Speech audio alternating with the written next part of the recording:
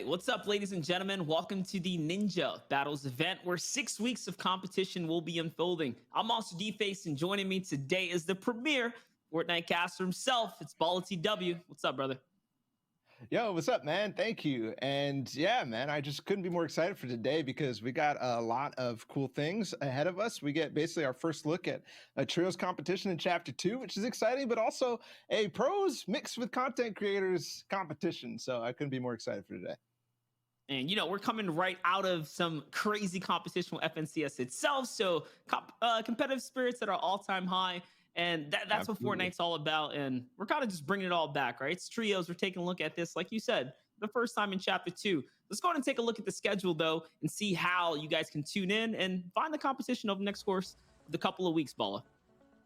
Yeah, and if you guys haven't seen what Ninja Battles is all about, this is going to be 6 sessions over the next 6 weeks, starting today with session 1, and there's plenty of awesome action underway. Today is going to be the first taste of it, though. That's right. And you can tune in here at mixer.com/ninja. But we have a bunch of players going down and playing against one another today. So we're going to jump into the roster and look at this. And this is probably what makes this so exciting, is that we have a team captain invited in, and then they put together their list of Slayers.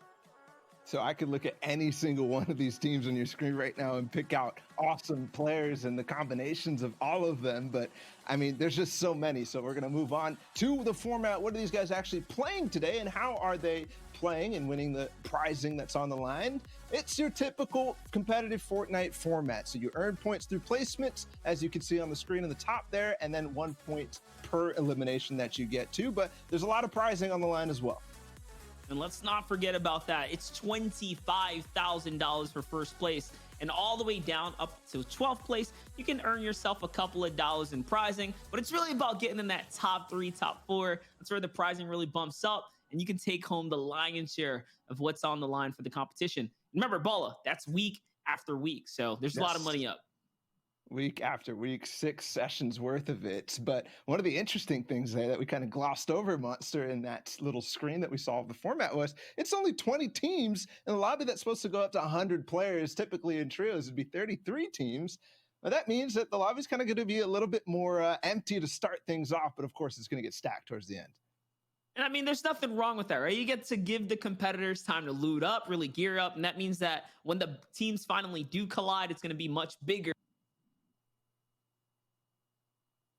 I don't know if we lost him. I'm not sure. I don't see him on my feed, but I'm still here. So basically what we're getting at is the fact that players are going to be fighting in only 20 teams. That means the map is going to be expanded a little bit. That means there's going to be a lot more space for people to work with. And basically we're going to get a first taste of that. It's something different in a sense. So as we get this next game, or the first game, ready to roll, I'm not sure if Monster's not gone. If somebody from production could tell me, that'd be great.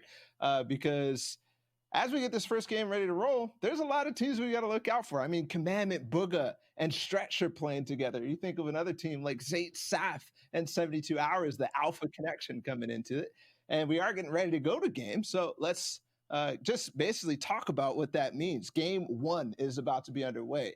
And out of 5 games total, that means basically that there's not that much room. There's not that much time for you to actually gain your leads. And with the first of all the Ninja Battles, you also are going to start to fight for your space. So as we get on that battle bus, as we get closer and closer to the game, that's what these guys are going to be discussing. And to note, importantly as well, is that this is not an arena playlist. This is actually a normal playlist, default mode. So that means we got choppas, we got non-moving zones, we've got not infinite mats, but a lot of materials up for grabs, and basically back to the old days in competitive Fortnite. So we're going to be seeing a little mix-up.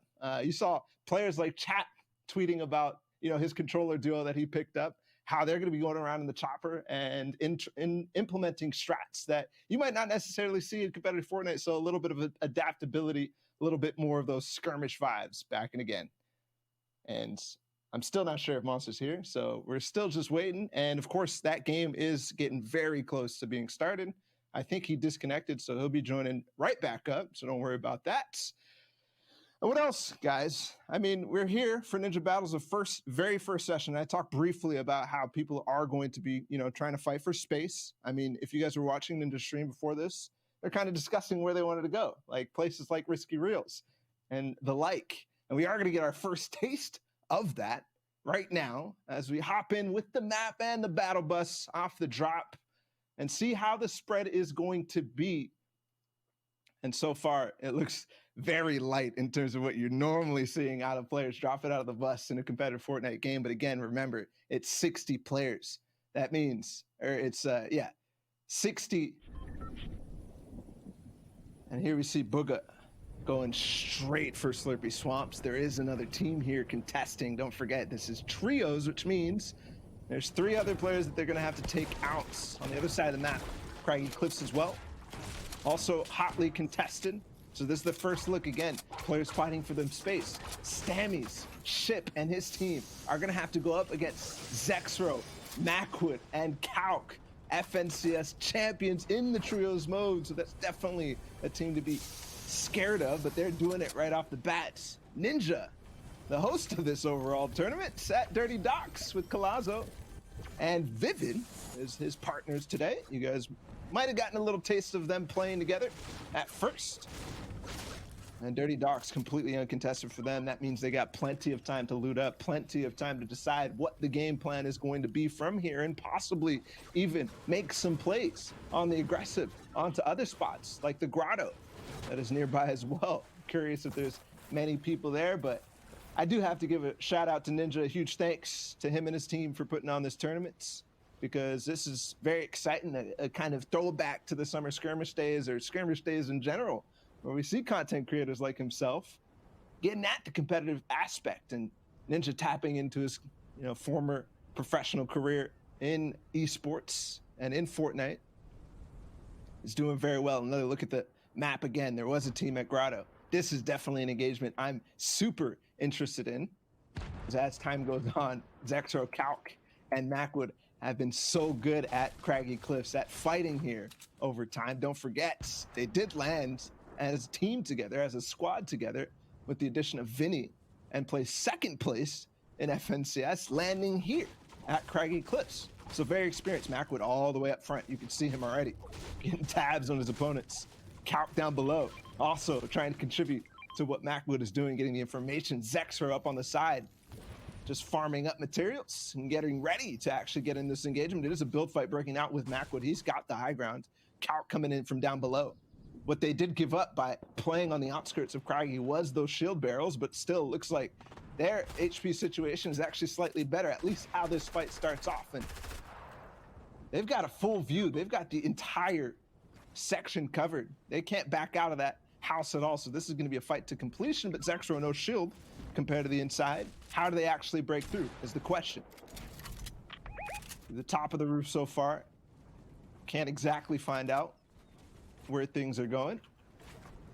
They've got to break a hole and start getting damage down below, but Stammy's on the other side.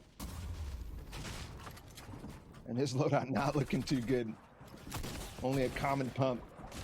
That's definitely not what you want to see. And on the backside now, they're all the way down to the bottom floor. They've been pushed down. They've been smoked out, essentially, of this building in Craggy Cliffs. The main line. Zexro, Macwood, and Calc. Oh, there's a big shot for Macwood. He's on the backside. This is the first engagement we're watching here for Ninja Battles. And he's going to phase into this wall one more time. No, he gets it completely. Stammy's backs out, but on the other side, he's already low. They've completely pitched this fight. This is calculated. This is perfect control out of the TSM plus Calc squad here of Zexro, Calc, and Macwood. That's the first clean sweep on the Ninja Battles Session 1. Well done in game 1 here from Calc, Macwood, and Zexro. Definitely going to be putting the question to Ship and company whether they want to come back to Craggy Cliffs, because that was one of the cleanest engagements you'll see when it comes to trios. A full wipe, perfectly done. And we are still getting Monster back in, so he'll be joining me in a second. But for now, it's just me. Speaking of other teams who are scary, Chap paired up with AV as usual, if you're familiar with competitive Fortnite. But with the addition of Scoped to this team, makes this very dangerous, because not only does this team have just massive prowess with the two controller players, two of the best controller players in the NA East region, but at the same time, you think about the history of this team and how it's made, they are literally a combination of two of the best grotto duos in the world. Scoped in his duo partner with Chap and AV on the other side of the grotto.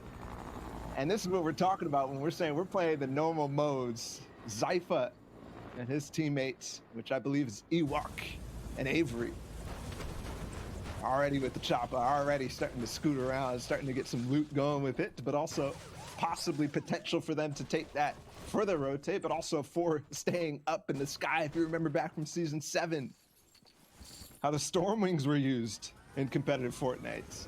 Just biding your time to easy placements. We'll see if that's actually going to happen today with this playlist. Other things to note too, non-moving zones means that players like Zypha, Ewok, and Avery are going to have to be looking for fishing opportunities, looking for the fishing holes, and white heals, bandages, medkits, all the different things, the bandage bazookas as well, because with no moving zones, everybody already knows that the idea is going to be a heal off. And a heal off specialist of Cypher PK on your screen right now with Benny and Hogman paired up. If you remember the Rivals tournament that happened with Cypher in the Blitz mode, he definitely pulled out some tricks out of the hats, and he's already starting to gear up for it with the medkit. 2 of them in his inventory already, and on the outside of this map, there's definitely a couple fishing holes on the side that they can start to use, but more importantly, don't forget too, what Hogman and Benny are doing right now, farming as much as possible, because you can get up to 3,000 mats per player, and that's gonna go a long way when the players know how to use them as best as possible. Where is this going to take them? They've also got a chopper possibly off of the research center of Craggy Cliffs, but plenty of development still to be had for this team. I'm curious definitely if there's been any other fights so far. I'm thinking of also a team like Booga, Stretch, and Commandment at Slurpy Swamps. That's important too. We do see up in the top left 18 teams, which means that another full squad has been eliminated. I shouldn't say squad, trio has been eliminated. We are going to enter this kind of lull with the 60 players only, with the 20 teams only in this mode, where players are not necessarily going to be fighting all the time. There's the chopper from Hogman. Might have a little scuffle here ahead of themselves if Macwood opts to stay, but no, he's going to scout out the area, back away. He does not want to lose any damage on his chopper from Hogman and Benny. He actually charging forward. Definitely a little confidence out of Macwood to try to take some damage out of that snipe attempt, but no, it doesn't connect. And now he's going to be able to swoop back down into Craggy Cliffs, pick up his teammates. The second zone is already moving, by the way, with some of those changes that were made in this week's patch. You could expect those, and the zones have a little bit different behavior overall.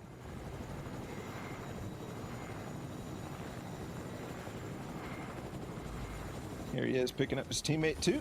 Curious now. Obviously we know Chap and AV have gotten the grotto.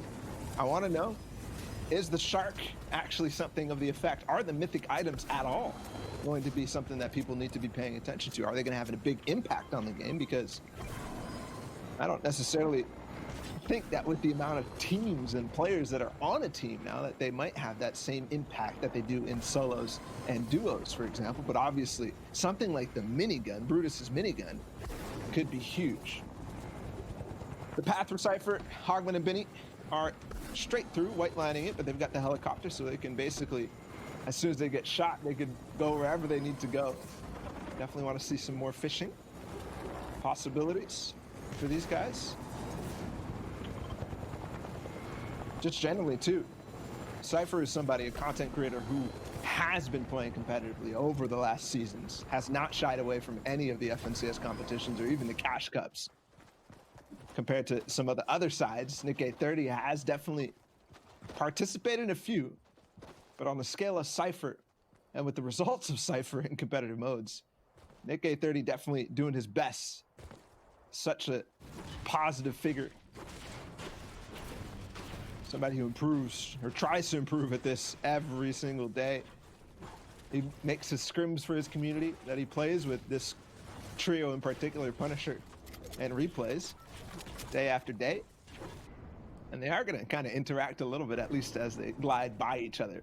But again, this will be a lull. because of how many players are in this, trying a little something different. So if you guys are wondering why that might be, in the game of competitive Fortnite, sometimes it's just the fact that there's not enough space on the map for players to get consistently with their drop spots, with the loot that they're getting, and get necessarily a fair chance at this. Definitely with the larger team modes has maybe less of an effect, or more, depending on how you look at it. But regardless, gives everybody a more consistent and fair chance, especially when it comes to off spawn. But as we get towards those later zones, we're gonna get right back into what we know in terms of competitive Fortnite.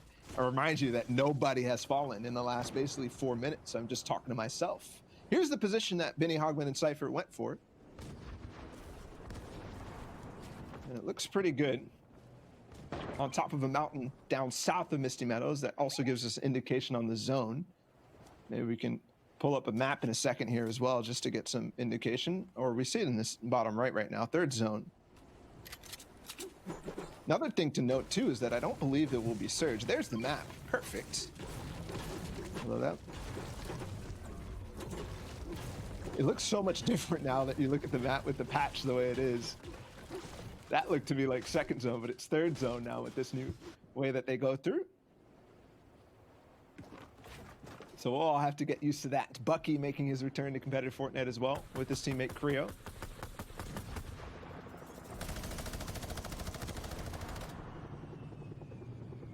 And he's paired up with Cease there. And there's something too that we need to pay attention to, is the way that players split as they start to base up and get positions.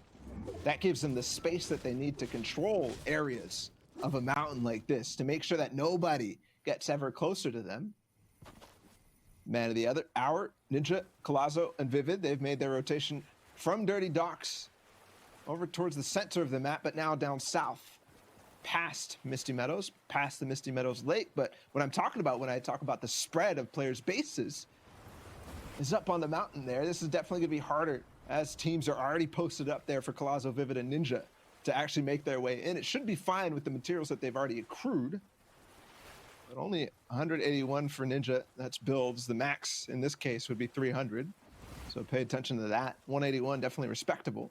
Don't know the breakdown of metal, brick, and wood.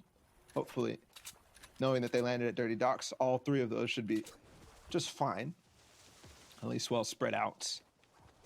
Obviously, you want the harder mats. More importantly, you want Zypha and his teammate. They've started to portion off a little bit of Misty Meadows as well.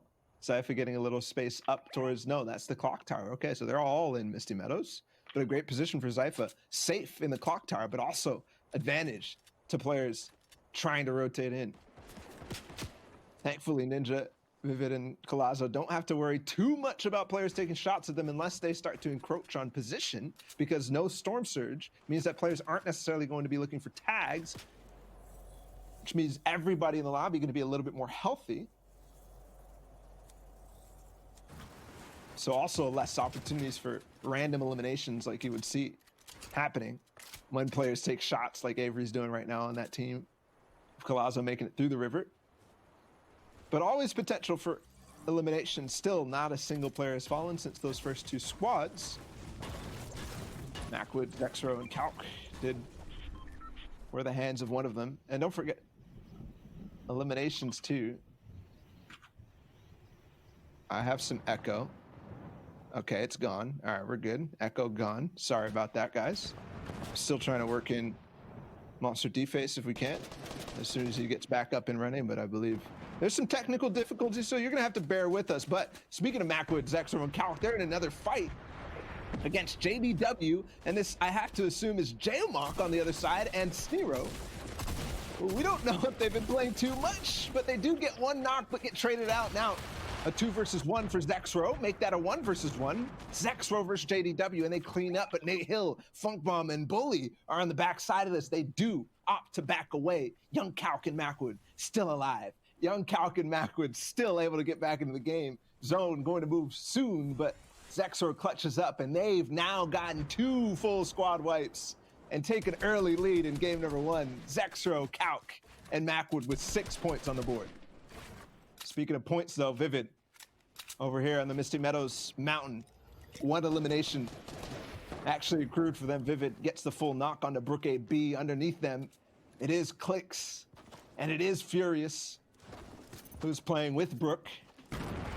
Huge shout outs to Brook for braving this. Cypher, PK, and Hogman, though, they've got the position early, and they're right on top of Ninja. Vivid and Kalaz are not letting them move, and also opting to get in on this action, possibly find themselves a free elimination too, but for now, Ninja has accrued a point for his team too. So if I think about who's in the lead right now, obviously Zexro, Macwood, and Calc up at the top. And then whoever that other team that got one squad wipe. And then we got Ninja and company in third place, but don't forget the placement points are going to start accruing here soon. AV, Scopes, and Chap making their rotation in as well. A team that definitely has the fragging potential and also the positional potential, the smarts out of this one. But man, are we starting to get close to that time where we have to worry about who has the more fish? And if I look at Booger right now, I definitely see a lot of floppers in his inventory. And a slurpfish too, plus the launch pad if they need to move long distances. This is very, very good. Stretch. They've actually lost Commandment. Down in the bottom left. The game counter is covering it, but that is Commandment with the red X over his name. So on the rotate, it's left to the duo of Booga and Stretch.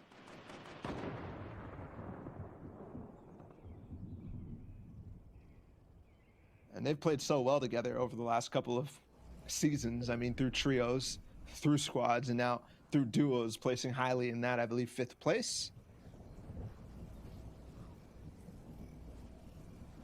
The quiet now that you hear as the zone does push off the mountain. So that rotation that I was talking about for Cypher, PK, Hogman, and Benny is going to have to happen. And where do they come off of it? Is it going to be on top of Ninja, Vivid, and Colazo? I believe they're going to choose to launch on this zone based on the fact that they've not moved yet, and they're not really looking for opportunities to move. Meanwhile, AV, Chap, and Scoped have pushed right on top of Booga and Stretch, who are center zone, and you want to be more center in this rather than edge because of the way that the zones are working and the fact that there is no moving zones. But as we approach this endgame, this team clearly looks like they have the opportunity to take the heel off at the end of the day, but they've got to get there first. On the other side of things, Zexro picks up another one. I mean, man, are these guys cruising with the eliminations? Stretch and Booga, though, playing for that placement game for sure. Obviously, 10 points available for winning the game. Equals the 10 eliminations that Zexro, Macwood, and Calc are possibly there. And I hear you on that. There's the rotation, not going to be a pad.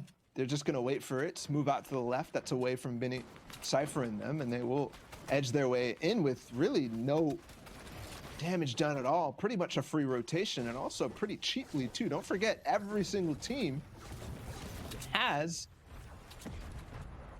what they need in terms of materials. They have 3,000 mats. I saw on the east side of this was Arkram, Epic Whale, and Rex.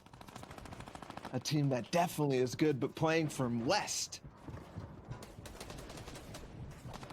And how does this play out now? Looking to see, we are starting to approach those final moments. We are starting to approach the zones that go fast. No, it won't be moving, but they will move. Grenades are enabled in this playlist, so there's a stack from Bucky and Colazo. It's like they never left from the times of grenade spam. Right back at it, and I believe, no, the server's not going to let this happen. Hogman is going to be the one who finishes that off. But of course, it was Bucky who threw that grenade, so he gets the elimination credit. And there's that zone again. Look at that, center, right where it was in the 5th zone. So Booga and Stretch coming out huge on top of this one. This is massive for them. Everybody's starting to make their launch pads in. From here, it's going to be a cluster of builds. It's going to be very difficult for anybody really to move forward from, at least in the open. Basically, everybody's going to connect to each other at this stage because there's still 17 teams up, 48 people. Yes, a couple people have fallen here or there, but who is it on height? It was gonna be, I believe, Mac with Zexor and Cal fighting for it. Yes, on the right side of that, there's Arkrim and Rex. And Ninja and Vivid are actually fighting for a little bit of high ground position too. This is gonna be a mid ground play for them. I'm not sure if they have anything. Actually, Storm Surge is enabled. That's a surprise to me. I thought it was not gonna be enabled in the normal modes, but it is clearly here, enabled, interestingly enough. So,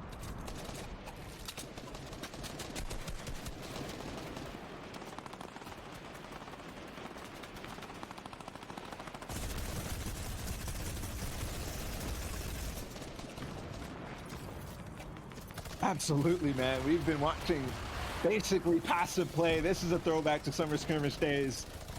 And definitely with the C4 now raining out for Benny on Hogman. Cypher, I believe, is down. Yes, it's just left to Hogman and Benny, the duo. Ninja finds a mid-ground peek hole down on a Slacks and Keys, playing with Reverse 2K, his former duo partner of Ninja, also firing down on Mega and Bizzle. Man, it is going down now. I mean, it's looking like some very good angling here, and this is where you want to be, right? Slightly elevated. You never, in these kind of congested base team modes, these big base team modes, want to battle off the low ground tarps. And you can see, talking about that Storm Surge, these guys don't have a single problem. It's your old trios reigning champs right here. It's Macwood on high ground right now, Balla. And speaking of Storm Surge, this is definitely the guys who pioneered the beginnings of where we're going to see Storm Surge strats in the large team modes, so they're very not concerned about it because they've gotten the 6 elims already, plus the extra one that they've gotten. Ninja below, that's why he's trying furiously to spam through on the other side. He does get a tag on a Hogman, but they're also getting surged. He makes it through though. It's looking very good right now as we kind of brought that up. Here's Arkrim though, kind of sliding across right now.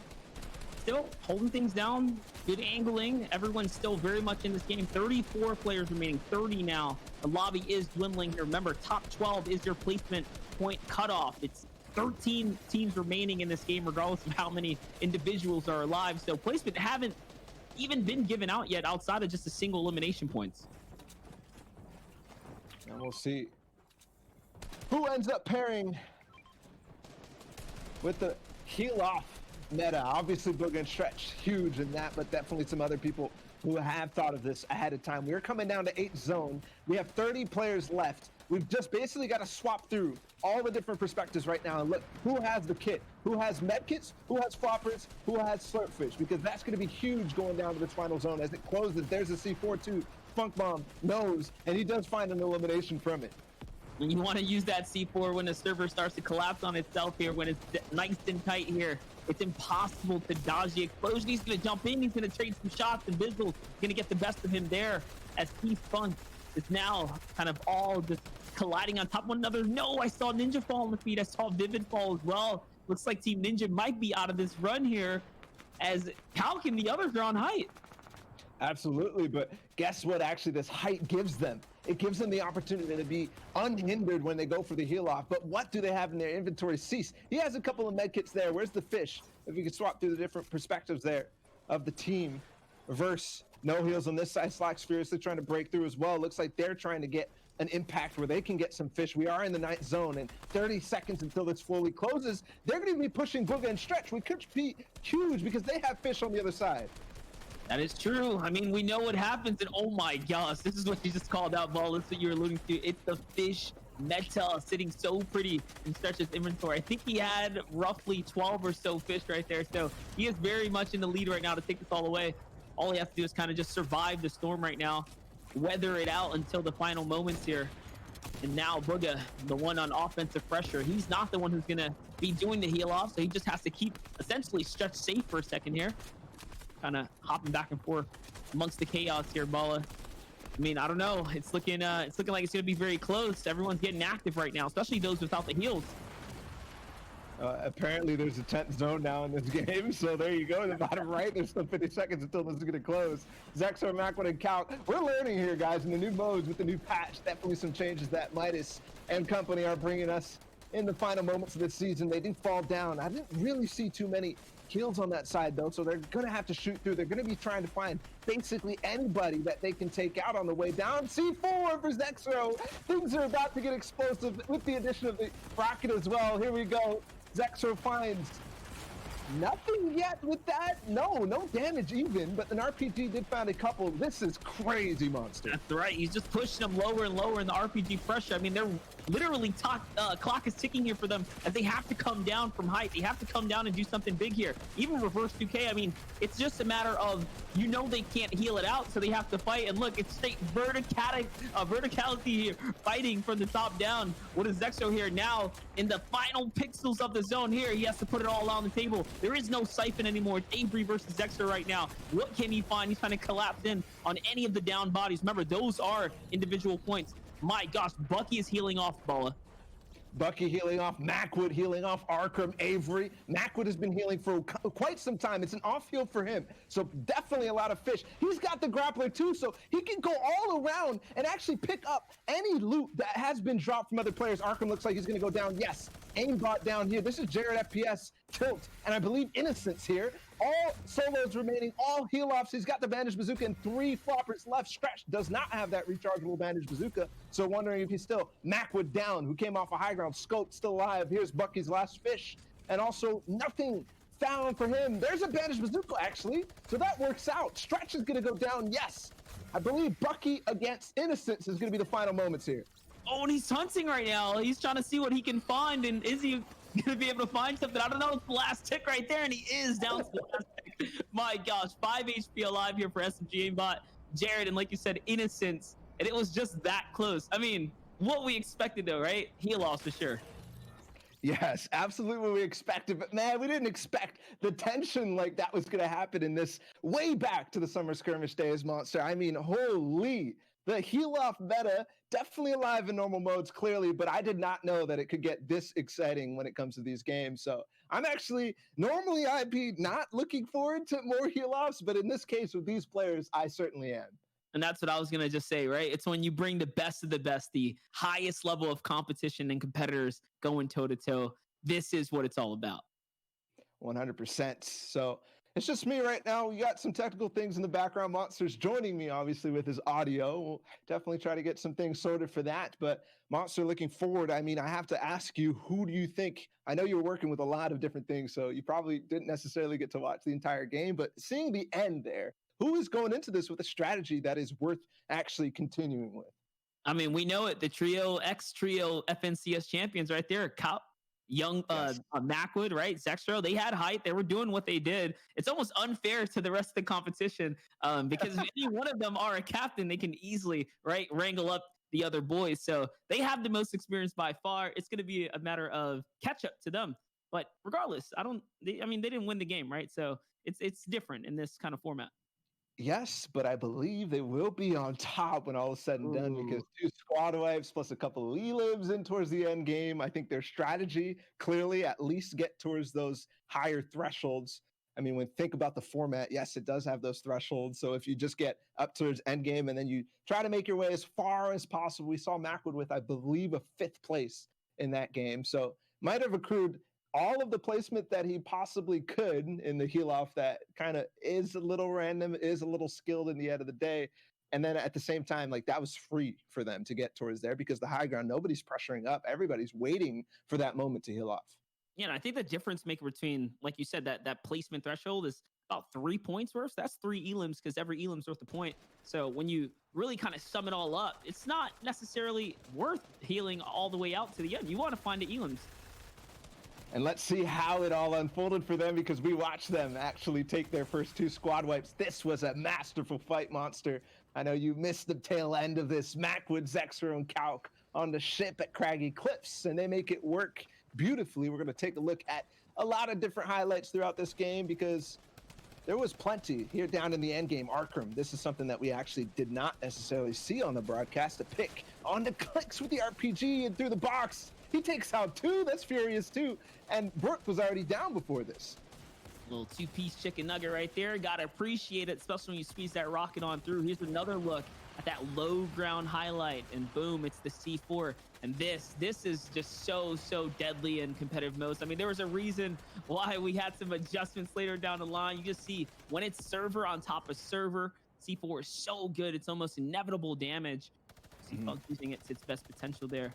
And this is kind of the wide out shot, right? The wide shot of the heal off going on. We knew everyone was scrambling for any kind of loot possible, for SMG aimbot here managed to pull it off. That he was, but the Vantage Bazooka had nothing left, so he kind of just had to hope and pray, and it did pay off for Innocence and his team, Tilts and Jared FPS. In that one, they get the first victory royale, but I didn't see too many eliminations in the bottom left of that screen there. So who knows where we'll end up in standings, and we'll try to take a look at those in a second. I'm not sure if we'll have those ready before we hop into game number 2, but regardless, so much unfolded there. I have to also ask about basically the way that that zone played out. It's coming off of the mountain. Is the zone and how it actually favors going to really matter when we come into this mode with only 20 teams of trios in this? Is the zone RNG in the first, second, and third actually going to affect people in a significant way? Maybe not in such a huge way as we might think, but regardless of what, it just allows people to really get comfortable, right? And get their gear together so that they can bring it all together towards the end game. And you'll notice in the lighter population, regardless of the pace of game, it's just about building up to that, the climax, which is end game. And Fortnite end game never changes. It doesn't matter, what it looks like, what game mode you're in, Mhm. what format. Players are gonna play for the win because pride's on the line at all times, right? And then Mhm. of course, that's where you rack up the most points regardless. 100%. And to talk about racking up the most points and talk about optimal strategy for a second, Monster, in this early game, what are people going to be adjusting now that they've seen the intensity of the heal off, I guess I should say? Because obviously fish is important. Obviously all the white hills is going to be starting to get stacked for people who don't know. What is the goals going to be in this early and mid game? Hey, the name of the game is drop spot, right? You got to claim up a spot where you can really put the kind of the fishing to use. Go find your heals, figure out a way to manipulate your loadout so you have a designated hero, a healer, because it's not just about everyone having heals. No, it's about designating one person towards the end game. So you got to make it that far, and you have to be conservative with the kind of resource pool. So it's a matter of game sense and preparation for sure. Absolutely. And don't forget, too, early game with the normal modes. Early game matters a lot more in terms of the drop spot because we have max materials. You can get up to 3,000. So those different spots like Dirty Docks where Ninja's landing, you get the time if you get zoned to actually farm up all the way where other people might not get the time or even the opportunity because there's not necessarily that amount of mats everywhere else. And it's normal harvesting rates, too. So it takes a lot longer. Another thing to talk about too is how some of these other items have influenced this too. Because Monster, we got C4 in the game. Clearly saw a bunch of that usage. We saw grenade usage as well, crash pads, and even significantly too, the chop is helping with rotations when we saw Cypher PK and Hogman in that one. That's what I was gonna say, right? You got the vehicles coming into play. This is something that players don't quite get to prepare for as a competitive player. But you come in, if there's anyone who knows how to adapt, it's the best. The best. They've been doing this season after season, and there's of course more to unfold as the weeks kind of continue on because we're only touching base with what is the end of this chapter, the end of this season, right? Roughly, we're moving into the next kind of wave of things. So if today's a big kind of hoorah for the people, we know it's only going to get wilder and wilder as the week goes on. That's for sure. And yes, we might have two sessions of Ninja Battles in the end of the season, but we're going to have a shakeup too. Of course, it's only just now past game one, but I do want to look forward a little bit because we've got 6 weeks of this monster. We're going to have a new season in the middle of this tournament series. And you talk about adaptability now for these pro players who haven't played a pub in probably multiple months coming into this. It's going to get even crazier. I mean, I was watching Ninja stream as you were right before we jumped in here on Mixer, and he was talking. He said, "Oh yeah, I forgot. We have all the C4 to mess with and all these other things. So really trying to figure out what it is that they're going to play with is going to be super interesting for sure, for sure." 100%. So that's going to unplay or play out ahead of us for the rest of the time. But we are obviously going to get ready for game number 2 and also thinking about necessarily standings. I think it's definitely going to be Zexro, Macwood, and Cal coming out on top right now, Monster. Yeah, for sure. I mean, when we do finally get to take a look at that, it's gonna tell us a lot. It's gonna tell us about play styles, and as you can see, we'll be right back after the short break, though.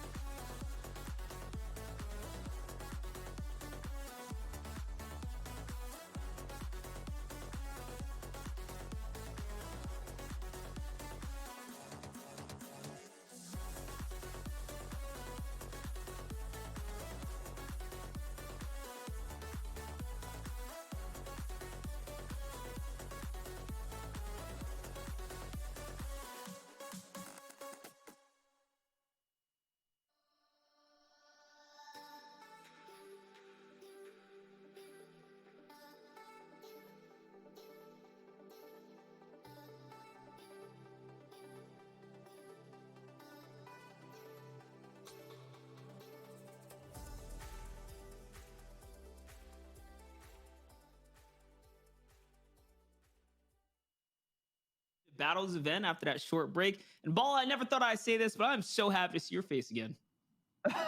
Me too, man. You saving me now because yeah, I was you were gone for a while, so let's just leave it at that. It was fun though, and you're back now. We get to see that beautiful smile of yours, and we get to talk more about some competitive Fortnite action. Monster, the buzz on social media right now is pretty exciting to see. We're getting summer skirmish vibes. We're getting heel offs. What is this? That's what I'm saying, man. We're going back to good old nostalgic days of Fortnite, man, where we get to kind of see the best go toe to toe. I mean, it's the last time we saw 72 hours, right, in a competition again, and Vivid, right, and all these good old names, good old rivalries kind of sparking up. And those are our favorite kind of Fortnite personalities, too, right? I'm waiting to see Zate launchpad in the zone and start going like this, man. Find a campfire somewhere and just like 15 med kits or something like that. That'd be spectacular. I don't think we're gonna see it today, but man, this is gonna be fun. Like we get our first taste, and we're gonna see it time and time again with this player pool. I can't imagine that a game like that will not be as exciting as that time and time again. And I mean, here's another interesting part. Looking way past today's event and just in general, you're looking at Mhm. Zexro, Calc, and Mac would come back and showing that they have not left the synergy, right? As a trio, a top trio team. And we're leading into what would be, right, like trio season. So they're showing that they still have it. If you were wondering before, I mean, questions are being answered here.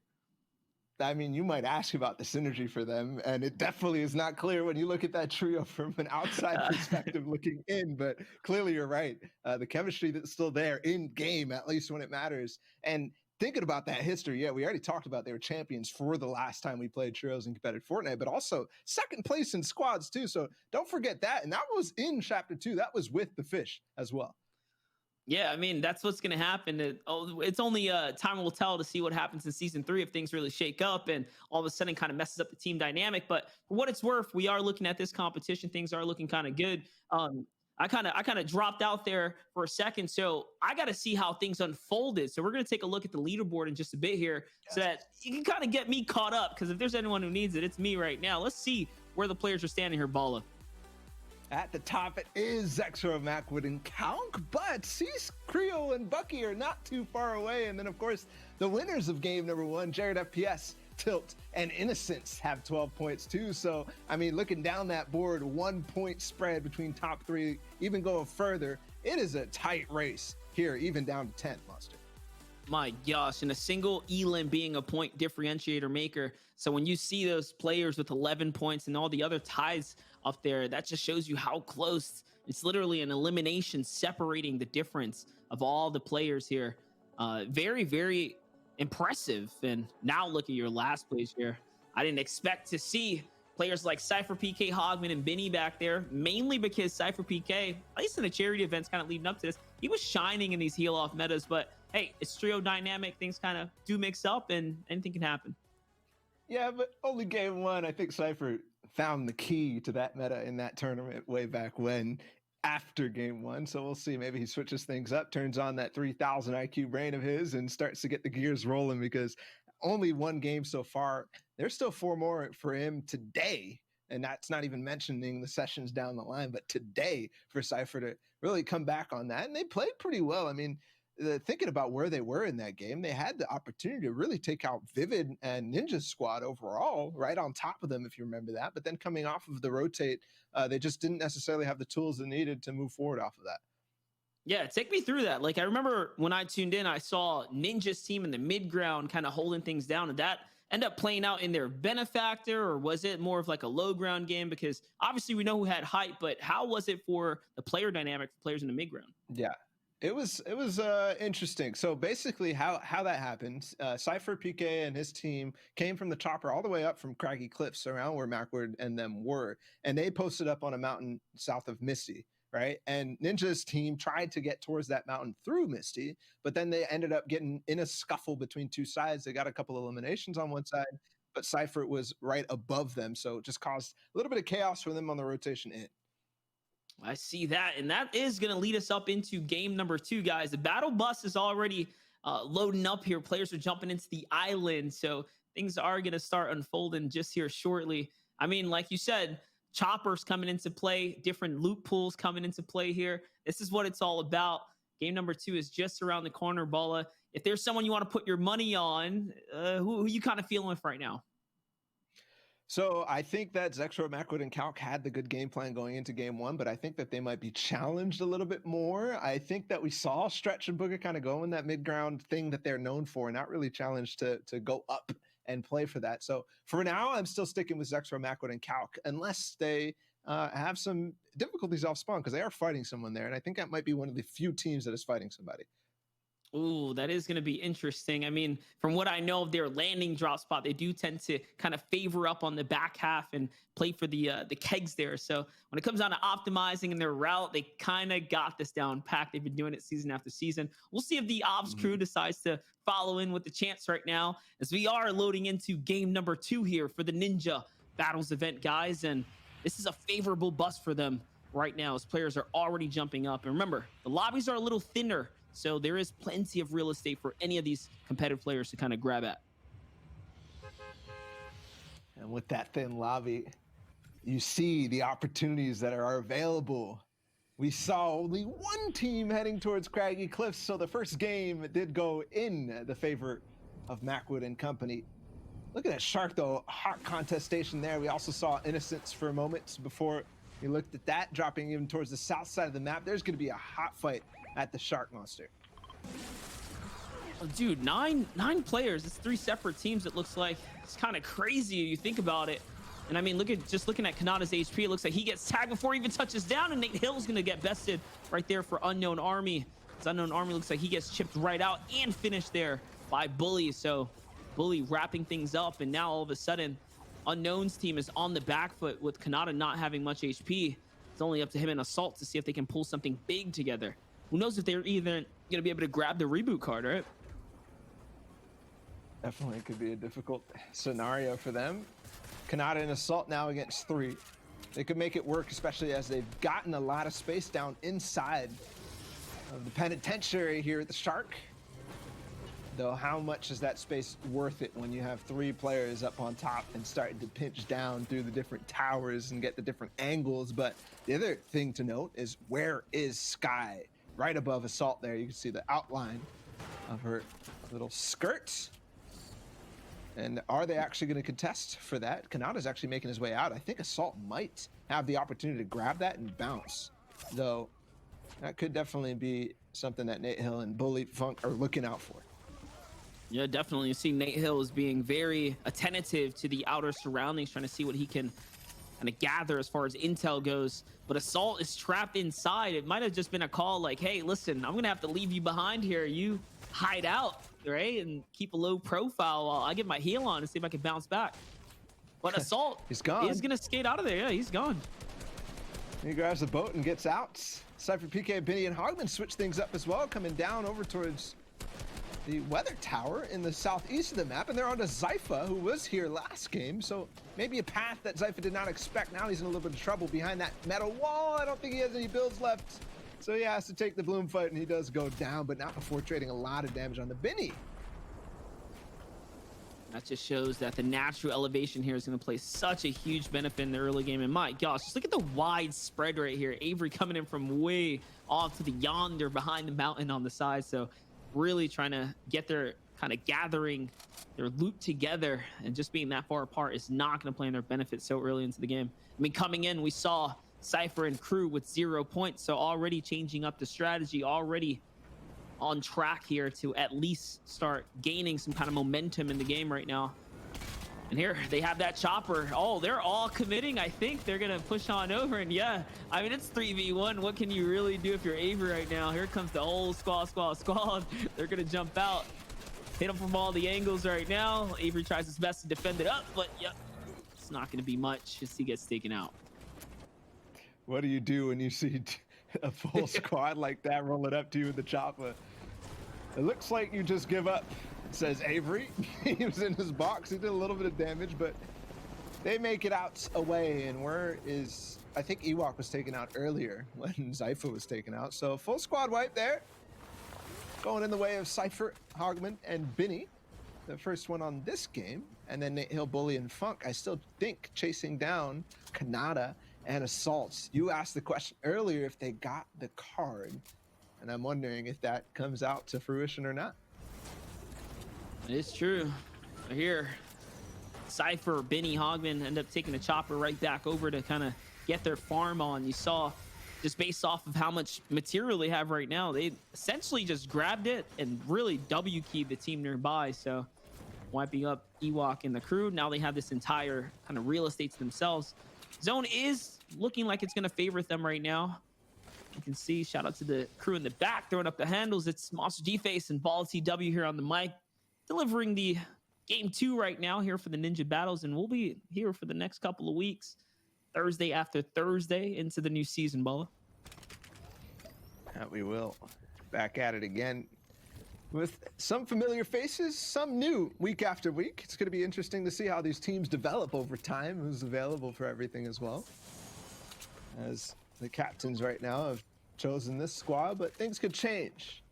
Speaking of changes, you saw the map there for a second, Monster. At the northwest of the map, the space that Macwood, Zexro, and Calculator are taking now that they've gotten Craggy Cliffs uncontested is massive. That's what happens. You give them an inch, they take a mile. Now all of a sudden, they have big control of big territory, and that's going to set them up for success. We're talking resource pools, right? Like, you have to cap out for 3 players where preparing that kind of strategy doesn't come easy, but comes easier when you do manage to push off a team from a location. Tuning in with the Gen G girls, though, looks like things are kind of tight for them right now as Scope is in the battle, and I think Scope actually got the trade-off on Carly there as he gets knocked down, and it's AV who's off by himself, so good focus pressure right now, but I mean, they're getting pinched. Just look at the map. You can see the players all hounding in now from different angles. This Chap is coming in from the mountain, and now it's looking like they're getting choked out here side by side. And that positional play there from Chap, Scoped, and Crew is definitely going to pay off dividends. They stay wide, and now they've got them stuck down in a box below. Scope going to get in from the bottom side, phases up, but Maddie gets on top of the stairs. There's the final elim. And where is oh no, the last player? It's going to be the shakedown to find her too. You got to appreciate it too, right? Like the way trio battling dynamic works out. It's something we haven't seen in a while, and these guys are executing it perfectly, coming in with the suffocation tactics, left, right, and forwards, singling out each player one by one. It's funny too, because like the shakedown mechanic, when we think about chapter 2, it was added in season 2, and so we really haven't seen a mode where it's been super useful. Obviously in duos, yes, you can shake down, but typically when you're in that duo fight, you're gonna know where the other player is. Here in squads and trios, there's definitely a little bit more splitting going on. Teams sending a player out on a little scouting mission up ahead, so things could be different here. The shakedown mechanic actually might have some value. It looks super valuable in that battle, and you saw when they did the shakedown as a 3-man crew, they stood in the box. Just think about the little kind of interactions and the way it plays out, being able to protect one another while the kind of timer goes down for it. But regardless, one of the Gen G girls are going to be able to get away here, even with the shakedown. Wasn't successful. So 2 elims for Chapman's squad, and they were up there in terms of the leaderboard. Not at the very top 3, but still making it work. Stammies, who was fighting, Stammy's ship and crew, who were fighting against Zexro Macwood at Craggy Cliffs, have now moved and shifted over to Steamy Stacks, and we look over at who I believe this is Scented taking some of the yachts. And didn't we see them earlier somewhere else? Because that split is ridiculous if that's the case. I mean, we talk about it. They're getting more and more comfortable as the game goes on. I feel like, you know, this happens every competition. You kind of feel the lay of the land. And once you figure it all out, that's where the optimization comes in. So players now getting more and more comfortable with the real estate spreading out. And there goes the rest of the crew here. Riverson and Edgy now playing the outer sides here. We might see a little bit of a collision between these two teams as they are on course for the zone right here, kind of moving towards one another. Most likely not going to be a full engagement. You don't tend to see that too often, especially in the normal mode where there is no moving zones, where you don't have to worry about Storm Surge until at least those later zones. So not necessarily looking for that, but also just trying to grab as much loot and real estate as you can is the key point. And positionally, if you get yourself in a fight on the side, one squad is all it takes to squad fire you down, trying to make you rotate in. We know that the heal off meta is real, so we'll see if Cypher, PK, Hogman, and Benny can gather up some fish or maybe collapse in on a team, because as they stand right now, one bandaged bazooka's advantages are not going to be enough. But you can see the priority for the white heals already starting to come into full effect here. The Cypher is kind of accruing mass heals right now. They are going to leave the chopper though. Still cool to see it kind of being used in these, you know, light competitive formats regardless of what. Here though, hopping over to the other side of the map, we're in Weeping Woods right now. There's players all around him on the rotate. And I'm happy to see that not only is it, you know, the players in the community changing up their names and being cheeky with it, no pun intended there. It's Geomock and Snero who are highly respected members of the community doing the same thing. Having a little bit of fun with the casters. It's all good. You're not going to catch us slipping though. Not me and Monster D-Face, man. Been here too long, too old. Oh, snap. I think I just saw Tina get caught up over here in Misty. Remember, she's by herself. I'm not even sure if she managed to get the reboot card after Scoped and AV and Chap managed to take out the rest of her crew. And no, she doesn't have a lot of HP. This is not the line of fire you want to be in. Stretch and Booga throwing everything they got. The Harpoon is just going to be able to back her off. And I think the chopper's going to go down soon. And ooh, she manages to land in the water. And no, it's not going to be enough. She gets taken out right there. Good try, Tina. I mean, you survived long enough. That's the difference with the chopper compared to the Stormwing, is there's no redeploy. If you get shot out, that's the end. Unless you land in the water, there's a lot more, obviously, things to land on in this map, on this chapter. Looking at Slack's keys and Reverse 2K, they were portioned up towards the top of the leaderboard and towards the end of that game. This is a duo also making their return to competitive Fortnites in multiple months. Paired up with Reverse 2K, Ninja's former duo partner and squad mates when they played so well there. Going to the other side of the map now, it's Rex, Epic Whale, and Arcrim. Okay, this is where I was confused with Scented Edgy and Riversun. I thought that this team was together, but no. The two West teams now, it's Arcrim, Rex, and Epic Whale, and Scented Edgy and Riversun. So those are the differences. We're looking at the best of the West here. They are represented in full force right now. Arcrim, though, having to back up right now as he tried to go for the drop there, but a team is going to be colliding inside. It's Bully, the rest of his company right there. They have control of the mountain. The key thing about those drops, guys, is the guaranteed launch pad. Not just the weapons that falls out of it. It's the goods that you can kind of secure there to really set yourself up for success. And remember, in the normal game modes, it's not the competitive zone the way it works, right? It tends to collapse in towards the center. It's a lot easier to figure out and manipulate where exactly you need to be. An early launch pad can be the key to success for securing high ground and then carrying it into the later portions of the game. Now, man of the hour, Ninja, Colazo, Vivid here, all kind of setting up shop. Ninja does not have any shield though, so he's trying to gather up himself here. Kind of tough for him right now. Definitely tough. They're in a pinch between the zone and another team on the front side of this. This is Shipman Company, I believe. Mixer streamer as well with his teammates, Stammy and Plagues on the backside of that, but they're going to make it across the bridge, and that should be okay for them. Things are going to be just fine, but these nades could cause some trouble for Vivid and Ninja. Are they good? No, too high.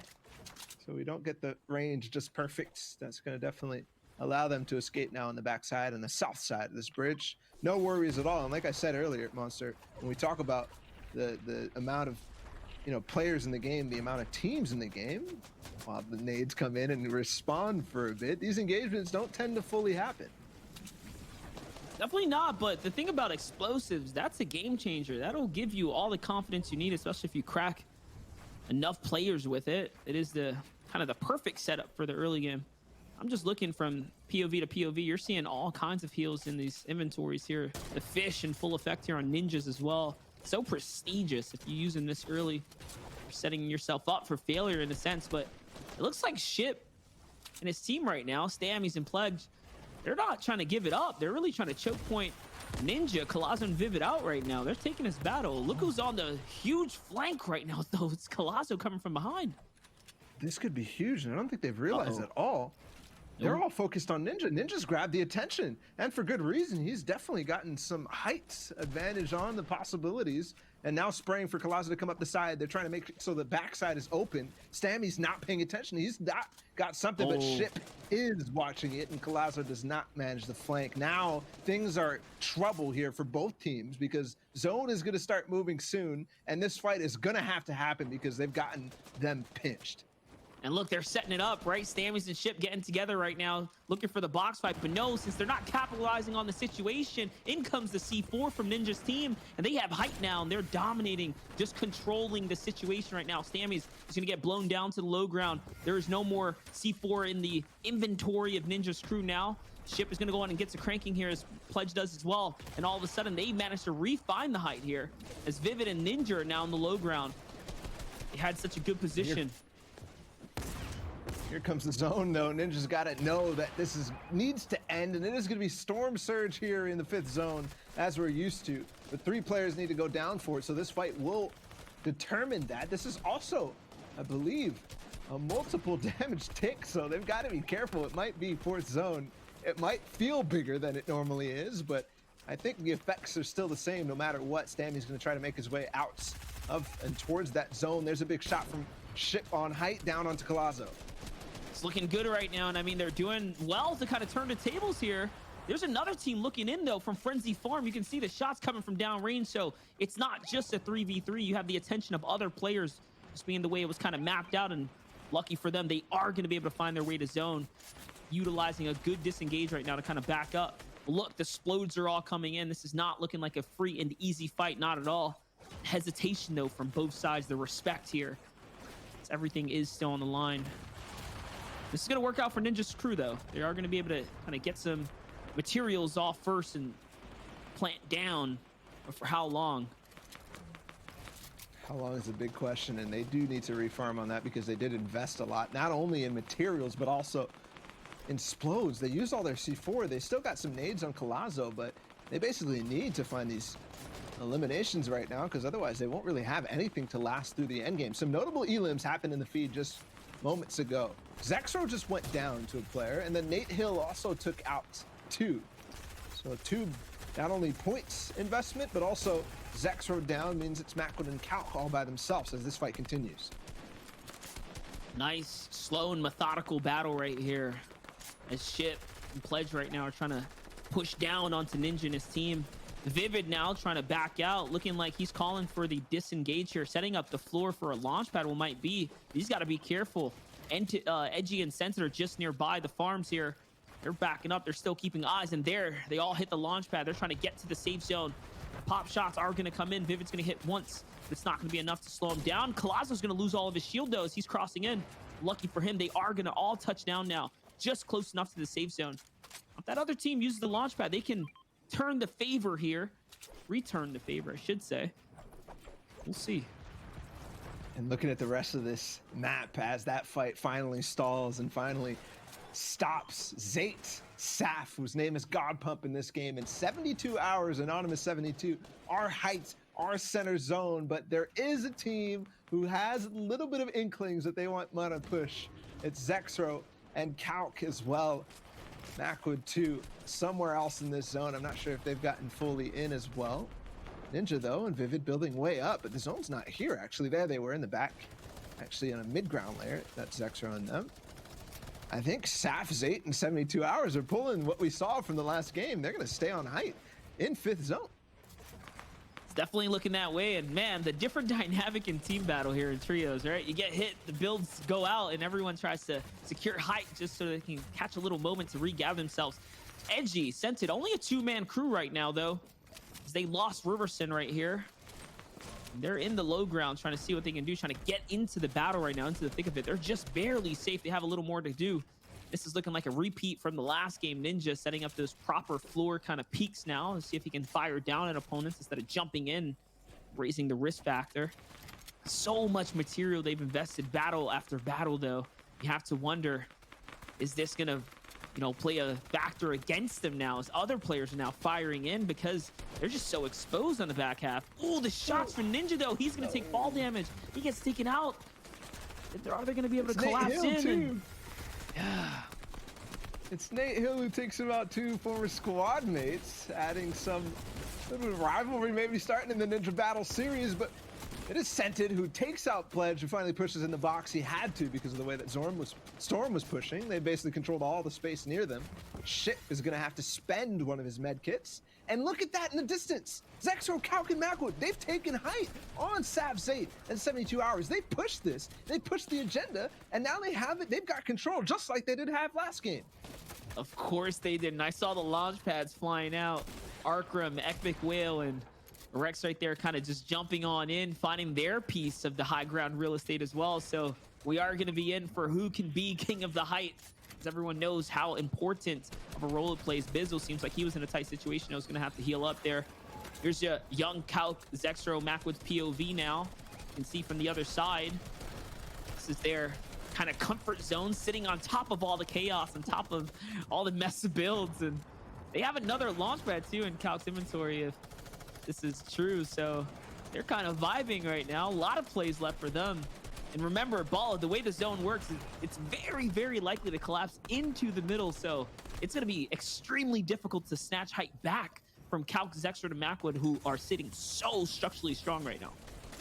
And they still have plenty of materials to actually continue that. So Sav Zate and 72 Hours now stuck down below them. Calc notably has 4 floppers. I'm interested to see what Macwood's inventory looks like because he was one of the players who went for the heal off last time. They're trying to now reconnect. That's why they're dropping down. Reconnect it so that the structure that you just mentioned is more and more safe. Zate stuck down below 72 Hours, and Saf trying to pull a rescue mission right now though. Yeah, look, and they're pressuring them, letting them know like, hey, we see what you're doing and we're not just gonna let you do that for free. The Calculators team is putting the pressure on them just to let them know. And look, it is gonna break. So it's all the C4 was planted at the base structure. Good old demolition project right there, and the cranking, the builds come back out, but now everyone can see what's going on. I'm looking at Storm Surge pop off right now. As you can see, Arkram's team was just affected by it, but lucky for them, they find the tags that they need. There's still more zaps coming in.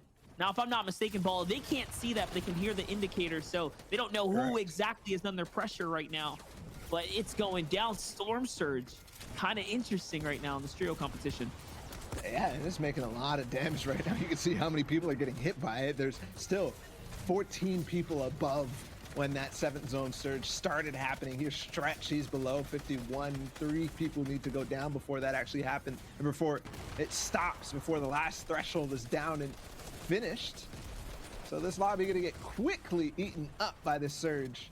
And I don't think that they were necessarily expecting this because they thought they were playing default playlists, and I don't think anybody knew that Storm Surge will actually go off in default playlists. So Stretch and Booga, who normally are very proficient at staying above Surge, now having issues. Can you imagine? He only needs 51 damage to get himself clear. Here's a team who doesn't need any damage at all. 1,500 above the cutoff right there. Scoped, AV, Chat, all vibing right now. Somewhat in the mid-ground. Tarp looks like. More towards the lower ground, though. You can see how many names are up above as everyone else is trying to just get clear here. Storm Surge still a factor, guys. One player is being affected. Doesn't matter. Nick 830 is going to get greeted with a pump from the backside there. Here, 8th zone, though, Bala. 9th is on the way. The battles are now getting box to box, chest to chest. Heals are going to be so important right now. here. These guys are looking for these fights specifically to find extra fish, to find extra heals, and we got to start establishing, Monster, who is in good positions for that. Obviously, Zexro, Macwood, and Calc can ride up to placement. And look at that, the floppers in Macwood's inventory. Don't forget, Zexro has some, and Calc too. Literally 12 floppers, no, 16 in Macwood's inventory, and then plus the 4 and 4 from Zexro and Calc. This is ridiculous. I cannot see them losing the game from a situation like this, but you never know what other people have. Hey, listen, you asked the question, who's in the proper situation? Macwood's got it all the way. I mean, look at that. They have the height. They're making sure they're divvy out the resources. Macwood dropped all of his ammunition right there. So they're clearly setting up for the big old end game heal off. This is kind of hysterical, actually, though. But hey, Can you count them out? You know they're going to play to the meta. You know they're going to play to the strengths of winning. They already are at the top of the boards.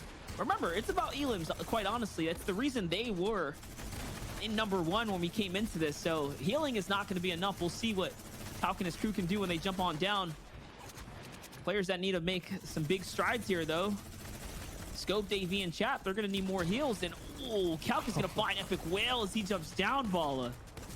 And don't forget, you can throw floppers now. You can throw them in Season 2. So he picks them up and throws them up for his teammate. Now he's going to go back down, start hunting for elims, and continue to find more floppers. We talked about how these box fights are occurring because of this. Scope now has 3.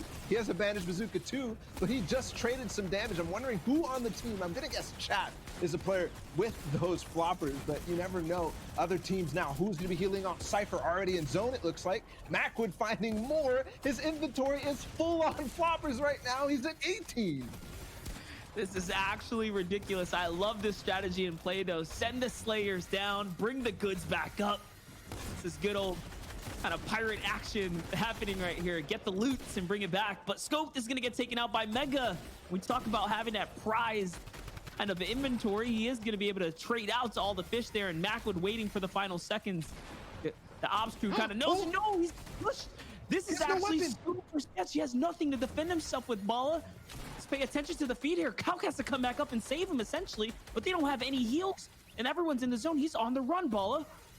He's fine. He's just made it away. He just needs to run away. Nate Hill was the player who was contesting that, or possibly Edgy. No, it was Nate Hill. So he just gets away with the builds that he has left and makes it work. Funk healing, Bizzle healing, Keys healing, Assault. These are all different teams, guys, and they all have floppers to make this work. Macwood got away from Nate Hill, and now they're just eating. They're munching on this heal off. This is ridiculous, and I think Macwood has it for sure, but let's cycle through everybody to see the HP situation. Bizzle with three Slurpfish, that's it. Where's Funk Bomb? He's on the other side of this wall. Assault has nothing, so he's gonna be the first person to go down. Keys still healing down below. He's got a flopper, but Assault on the wall now. He can make it happen. No, he gets in. Keys puts him down. Now 4 people left. Bizzle high ground with the launch pad. He might be able to take out Macwood if he has a Slurpfish left. No, he's gonna fall the zone as well, and I think it's all she wrote. I think Macwood has done it. That's right, full sushi bar on deck for Macwood right now as he is approaching his final moments right now. Wait a second, though. No, the surprise. It's Funk who has more heals than Macwood, who we thought was clearly going to take the victory. If Macwood doesn't do something now, I think soon he's going to figure it out. He has to make a move. After he pops that last fish, he's going to have to hunt. And here, your final ticks right now. We know now Macwood only has the 1 fish. Is he going to go on the prowl? Yes, of course he is. He's got to find Funk. Funk is hidden way down below the too many builds. There's no way he finds this, right? 1 second now, and there goes the final tick. My gosh. Shout out to the ops crew keeping us suspended on suspense right there. They could have easily shown the inventory before, but kept it a little surprise right there. And that threw both of us off guard, I think. 100%. I mean, I was thinking that Macwood, no chance. I mean, he dropped his weapons, monster. I do wonder, though, because Calc found 2 floppers down below, and you remember he had floppers in his inventory before. They must have shuffled it around once that high ground happened, because I feel like there was more. But regardless, they get 2nd place again with 6 elims, so that definitely works their way up even more. So they must still be in the lead. But Nate Hill and his team, Funk Bomb, and the last player there win the game, and with 5 total elims, they make it a 15-point game. That's kind of interesting, right? Nate was the one that contested Macwood, so maybe he found some account stash up above somewhere. The story is kind of there to be, wondered and thought about. But hey, Funk found the plethora of heals that he needed towards the tail end. It all works out in his favor. That was very interesting, man. That's Fortnite for you, though. You never know. 100%. It looks like everybody's like fighting for their territory when they're looking for the floppers. They're like, oh, those are my floppers now. They take the stash and get out of there. That's definitely something that we're going to be watching for the next 3 games. And that was only game 2. We got 3 games left to go. We're going to watch that same situation unfold again and again. But I think, again, when we think back to the overall strategies of different players and we look at these highlights, Macwood, Zexro, and Calc have got something working for them. That's right, ladies and gentlemen, and welcome to Ninja Battles Week 1 as things are going down right now. We're giving you guys a nice overview, a catch-up of all the action of things that unfolded. This great replay. This is the first battle we did get to tune in right here. It was Avery, Ewok. They get dropped down nice and early right there. This is just a little catch up right now, guys. So much more games in front of us, so much more action to unfold. These are some good quality games regardless, right? Little mid-ground fights. We're seeing things kind of happen out. And games are going to be heal-offs, similar to what we'd expect. It happens every time I think we enter back into old playlists, so it's pretty cool. You can see how influential that moving zone edition was eventually, when TwitchCon 2018 happened back then. And so the end of the heal-off meta is not necessarily ended, as we're back at it. We're back at the heal-offs. We're back at the fun action of the suspense moments. Who has the most heals? Who's got it? Who's carrying? But the difference now is that floppers are the key. It's not medkits. It's not campfire. They don't exist anymore except for the natural ones. And you see how endgame unfolded. Scoped actually had 5 eliminations on his own, 6 total for that team. And look at how many Zexro, Calc, and them unraveled in the endgame, because they got 6, and right now we're looking at 3 only because the drum gun and combination from what Calc got, and then the final moments, the heal off Macwood with the 18 floppers was not enough against Funk Bomb. How many floppers did he have? I guess the question is going to have to be answered by them alone, right? That's what I was gonna say. I said when we tuned in, man, he had 8 already. I wonder if like medkits maybe play the fact. I have no idea how you managed to stretch that long, especially when Mac was completely decked out, and then we tuned back and he had more. So kind of crazy, regardless of what. And that's kind of how it all goes down. But regardless of what, guys, thank you guys for tuning in. We're gonna take a quick break right here, and when we return, make sure you come back with maxed out resources because we have more Fortnite action, guys.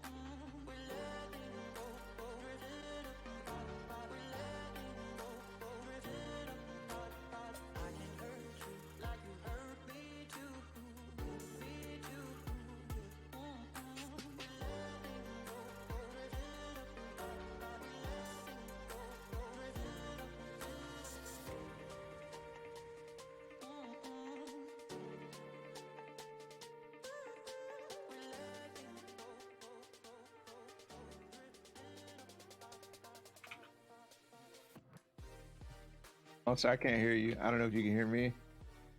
Yeah, you might. There we go. We should be good there. We're back. We're back with game number 3 coming close in Ninja Battles. That was definitely a show of, I don't know, pescatarianism, I guess you could say, because everybody apparently is just eating fish. Yeah, you know it. I mean, that's kind of how it is. The name of the game. We talked about the sushi bar being lined up right there. Mac would have the full kind of stack and array of different types, but hey, Funk found the solution there. He was the better chef at the end. And I still don't know, by the way. I didn't see a screenshot of his inventory anywhere like that, because everybody was talking about, everybody on Twitter is literally talking about Macwood and how many fish he had. But I mean, what? Funk Bomb comes out on top. How many fish did he have? You said he's the better chef, but man, that guy literally must be working on the docks right there. And that's his hometown is Dirty Docks, but I don't know. Like that's crazy for Funk Bomb to have more fish than 18. There must have been 24 or something from that because. And I don't even know how you get that, to be honest. Like thinking about how you actually get that many fish, because I didn't participate in the fishing competition, but Funk Bomb clearly did, I guess. Hey, speaking of which, I still haven't caught my golden fish for the achievement that I'm never gonna unlock. So you have to get it, you have to fish it out, and then hit someone with it. So not only is it the hardest item to achieve in the game, but then you have to go pull off a crazy one. At the end of the day, we might have a pro fishing out the golden fish because of how much they're going to be doing. But let's take a look at how game 2 actually unfolded and where people ended up. As we have the standings for game 2, don't be mistaken. This is the standings for just game 2. So here it is. On top, we should say. First place was Zexro, Macwood, and Calc. And then Nate Hill, Bully, and Funk Bomb had 15 points in that game. Chap Scoped and AV as well with 10 eliminations, Monster. Yeah, we're looking at a totally different take of the kind of competitive playing field right there. Just that in its own, the Elim so heavily. Here's your overall look, the combination of the two games put together right there. It's about who can pull the most at the end, regardless of how good of a game you had. But Elim's proving that, I mean, that's the way too, right? It's another factor. So it's not just about winning the games. You have to pick up eliminations towards the tail end or those mid-game fights, wrap them up. We're kind of flying through these here to get you guys. What? I think you have to actually really take that into mind because like when you think of how these games would unfold if we had the normal like arena mode for like if we had Trios Arena, you think back to that FNCS and the open stages and all actually those customs too. Like eliminations were a huge factor in coming out on top of this format. I think everybody has mostly wrapped their heads around the fact that it's going to be a heel off. And that's what they need to play for. But what that is doing is hindering them when they go for Elim. So Chap Scoped and AV playing that other side, and they pushed themselves way up in the leaderboard with that last game. And we saw like how much of a backfire too, right? Like when Shit Pledged and his teammate all pushed up on Ninja, all of a sudden they were wasting or like really trying their best to hold on to their fish and whatnot, just knowing how much of a, how crucial that is to the equation of taking the victory at the very least at the end. That passive play backfired because then Storm kept ticking, players kept angling up, and all of a sudden you had the best of the West, right? Epic and his crew kind of looking in, and it was all over. Yeah. So I think now the switch is going to be you got to have that many floppers so that you can end up winning the game to get the placement points that you need. But at the same time, you have to do what Calc did in a sense to stay up on top of the leaderboard right there and get the eliminations too. But there are going to be other teams like Chap, like AV and Scoped pushing through with just elimination. So how do you counter that when you're playing the style that Calc, Zexro, and Macwood are? And basically you get everybody playing fish. And if there's an aggressive team in Chap in that, they're literally just going to be pushing through on people who don't want to fight you. And that gives them the advantage overall. That's right. Really pushing through and picking up Elims. At least we're seeing a little mix up in the air right now to keep things interesting for us, showing that play styles are always something that you can utilize to your benefit. And that's one thing, right? Players that fight with confidence when they don't really, they're not playing for necessarily the overall victory, not in that style, not in that fashion. They have the leg up. They have the advantage. If you're running from players that are being offensive, it's easier to get singled out, especially by a three-man group that's hunting you down. Yep, 100%. And thinking of players who got singled out, I mean, you talked about that fight already, so I don't want to harp on it too much, but I feel like twice now, Colazo, Ninja, and company have gotten stuck in a hard place where they can't make their rotate because of, I don't know if it's the decisions they make to stay on these fights, but in any case, Nate Hill takes out Ninja in the first game, and that's to pick up not only rivalry behind it, but also kind of leads into this right now where we see they're in the race, Nate Hill and company, Nate Hill and Funk Bomb. And don't forget too, Monster, like when we think throughout that entire game, they won the Shark against Unknown, against Kanata. I mean, what are these names? Against Assault too. Like that is a ridiculously stacked team. And as the players load in, they're thinking about how to engage the Shark. And is Nate Hill and Funk Bomb actually going to beat them again?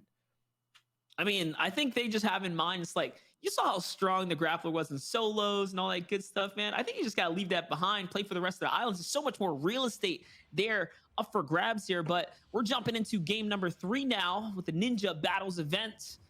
once again here in the bus slicing towards the southern portion right now. Players are going to have long treks if you're landing up at the northern half here, Bala. But the game is on the way right now. That it is, and so many different decisions now working their way through. I think we might have a game eventually where we won't see any early game contests at all as everybody starts to get familiar where people are landing. I definitely saw some big POIs, literally uncontested, not a single team in them, and how these players are going to actually take advantage of that is important. Here's the Grotto drop from Chap, Scopes, and company. They're uncontested at the Grotto, looking at on the other side of this Nate Hill and Funk Bomb over at Dirty. No, actually, sorry, that's Ninja and company over at Dirty Docks. Macwood, Zexro, and Calc again for free towards Craggy Cliffs. And look how much space they actually have to work with. Macwood's going to land at the research center where you can get the agency loot that's available. We thought coming into this it was going to be minigun kind of craziness, but we haven't even seen that weapon really being put to full use. So there's still more strategy that can be kind of applied here. Here's Unknown Assault. We talked that they might have needed to shake things up, switch things up from the Shark, and they're already in a different kind of area right there, playing the land mass more importantly. Here's the Dirty Docks landing spot right now. We're tuned in with Ninja. He's trying to get his farm on, get his groove on here. And we haven't even hinted or really brought this up, but this is the middle of the competition now. It's kind of the do or die moments here. Game 3, if you are kind of tailing or trailing behind, now's the time to really pick things up. This could be your turning point for the big prizing. And guys, we have Unknown and Assault on our screen right now, and I don't think that we all kind of really totally understand what this means. Unknown, Assaults, and Kanata just got pushed off by Nate Hill and Funk Bomb off of the Shark to a spot that looks to be like they have no plan at all in their loot path. Assault and Unknown were in the same building on the very side of the map fighting against JDW, Jayamok, and Snero. So that's definitely interesting, and that also puts Nate Hill and Funk Bomb in, very, very good contention because of not only the fact that you get the grappler out of the Shark, but also you get so many fish available. We saw the leaderboard pop up for a brief moment. It is still Zexro, Macwood, and Calc up in the lead. And here's your world kind of look at the map, give you guys an idea of how these players are all kind of spreading out and taking their canvas, their stab at the map. So many areas uncontested are completely Salty Springs, Pleasant Park. So it's a little bit of homework right there. It could be the difference maker. Here's Cypher, PK, and Benny, though. We know their strategy is to take that chopper, hit massive points around the map right now. And that is true. If they just go down that kind of bend there, down the mountain, there's so much gear to be found down there. It's just such a great place to have control of, especially with the chopper they can rotate in nice and easily. And they've pushed off Zypha, Avery, and Ewok, who were landing here on the mountains after moving off of the north side of the map. That's Cypher, Benny, and Hogman. And then don't forget, they also engaged onto Maddie's son and the Gen G girls. So how all this is all playing out. Here's Keys, Slacks, and Reverse 2K. Back in Slurpy Swamps, back at their old antics. And they're going to make their way away from Booga, Stretch, and Commandment, who seem to have captured the majority of the swamps. That's the weapon I was talking about right there. Keys is holding it, the big minigun. Such a game changer. Here's your look. Ewok, Avery, we can see having their kind of different stab at another location right now. It's Risky Reels, but it's currently occupied by Arkham right now, who's sitting inside of a building. Little does he know, Avery's keeping a close eye on him, and this is the problem of spreading yourself thin. He was probably landing, or his team split up here, and he's by himself right now, and Ewok's sneaking up. Look, she's crouched behind the wall. You can see the player outlines. Look at Zypha coming up too. It's a big ambush here. Ball, he's gonna be met soon. No way, he sneaks out. I didn't see him. Oh my gosh, a big pump, and he's not gonna need the crew. He's not gonna need Ewok and Zypha to help out, but it's all right. Team support here to back him up. They roll through anyways, trying to get all the loot possible. As they do clean up one of the influential West players. That's Arkrim, who goes down, getting a little too far away from his teammates and not expecting the switch up that Avery, Ewok, and company have made. Zayt, Saf, in 72 hours making a big push. And notice, by the way, as this push happens, that there's still 20 teams up. Only one player has gone eliminated in this game so far. And Zayt is literally getting chased by 3 right now. That is right, and he's on the run right now. It's Jayamok JDW hunting him down right now. I think his team is coming in. Yeah, here it is, 72. And Saf now setting up the proper angles. Showing you guys how to back up your teammate here. And I love that he's trying to get to the box, not leaving him to fend for himself. Not at all right now. This is how a good trio will kind of operate. Is Zate going to switch things up, though? 72 coming back down, and things are going to slow down. Saf keeping the distance, though. Now closing in. Just look at the dynamic right now. It's just such a peculiar situation to be in here. Ooh, good grenade kind of set up right now. It's not going to find anything, but the thought there that still was pretty clever from Zate. And ooh, JDW is going to find a nice angle from the low ground there. He's not finding any room to find himself a box and wait for a second. Zate was the person who got pushed originally from this, and he wanted to back up because his materials were running short, but now he's kind of backfired, and he has to go on to JDW, big tags on the side. And now he's going to get through the cone. His teammate needs to come in from the back, almost gets another one too, but he's found himself the room with only 5 builds left. It's the shots that matter. At the end of the day, if you hit them, it's going to be the difference maker there. Saf is going to find his mark. Bye-bye, JDW, and all of a sudden, the tables are turning here. 72 Hours doesn't have any shield, though, so there it is. He's going to have to pump the brakes right now, and they're healing back up. They're back in the game here. Not with a lot of mats, though. You can see Geomok, Snira up above, trying to pressure down. They're going to have to fully commit here or something. I mean, he's got plenty of ammunition to put the pressure down. Let's see. Still looking, still kind of hunting. Looking for angles right now. That metal's so hard to break through. Definitely not something you want to pressure, not right now. You see Saf is actually farming down below. He's getting his resources together right now. Zate in the cone. He does find a backside there, just kind of waiting for an opportunity to show itself, and he pounces Saf. Gets one low, but now Zate held off by himself, and he needs to go 1 versus 1 with no materials. He's got to wait for 72 Hours and Saf to actually clean this up. Now the pressure has to come in because they know they've gotten one low. They know that they have the time right now to actually win this fight. Zate has to back up and start farming himself. You talked about how Saf was doing that a second ago. Now Zate has to do that. They back all the way up to the house. Notably, though, Geomok and Sniro have no heals to get back up in the fighting chances. That's right. The battle was drawn out. Little did they know, Geomok and Sniro, though, down to nothing right there. Yeah, you can see the HP is so low. One tag be all it takes to kind of drop this team, but it's all about information gathering. Zate, 72, still kind of poised up here, seeing that they might want a piece of the action, trying to rely on the gunplay, backing up right now. 72 still has a great angle right there on the rooftop. Saf is backing up. He's in full farm mode right now, probably looking for a new angle. Yes, look at the arrow. He's setting up the flank right now, coming from behind. He's already poised up. One shot is all it's going to take here. You can see from 72's perspective, minigun locked and loaded right now. He's got 100 ammunition of lights here. He can put that down. Look, Snyrot to the side right now is going to get pinged. He's going to land a shot on 72. If he gets hit one time, he's taking out the game. Here's Jayo, though. Potentially, right? The other angle. Seeing it all unfold right now. Good job from him to play back and forth. Good movement. These are not his builds at all. Still managing to stay alive. He has nothing to build with right now. It's all gunplay here. The 50-50. He's not going to win it. Saf instead comes out on top. That's one more player down. They're singling out the last here now. Snyrot, who's in a box. No HP. All it takes is one AR shot. Down he goes. So the fight that was happening for Zate, kind of pushing over towards the other side, ends up happening, but back over here at the Shark, Nate Hill and Funk Bomb are still here. And Unknown can out an assault. They get what they need, and they push right back, expecting Nate Hill and Funk Bomb to still be here, and yes, they found it. They're going to take the boat and hopefully get right on top of them, because guess what? If they take them out, not only are they going to get the Shark loot, but they'll also probably get all the floppers that Funk Bomb had last game and where they got it from. This is a full-on assault now. No pun intended for Kanata, Unknown, and company. The launch pads are going to go away, but that is not the right play onto Assault and Unknown. They will let you know it. Instantly, Nate Hill goes down, and Funk Bomb has to base up somewhere on the beach. And the irony to hit a launch pad in front of players like Unknown and Assault in this current state of the game, you are definitely not going to touch the ground. Here's Assault, though, on the hunt here. He's going to find Funk. Two are going to connect now.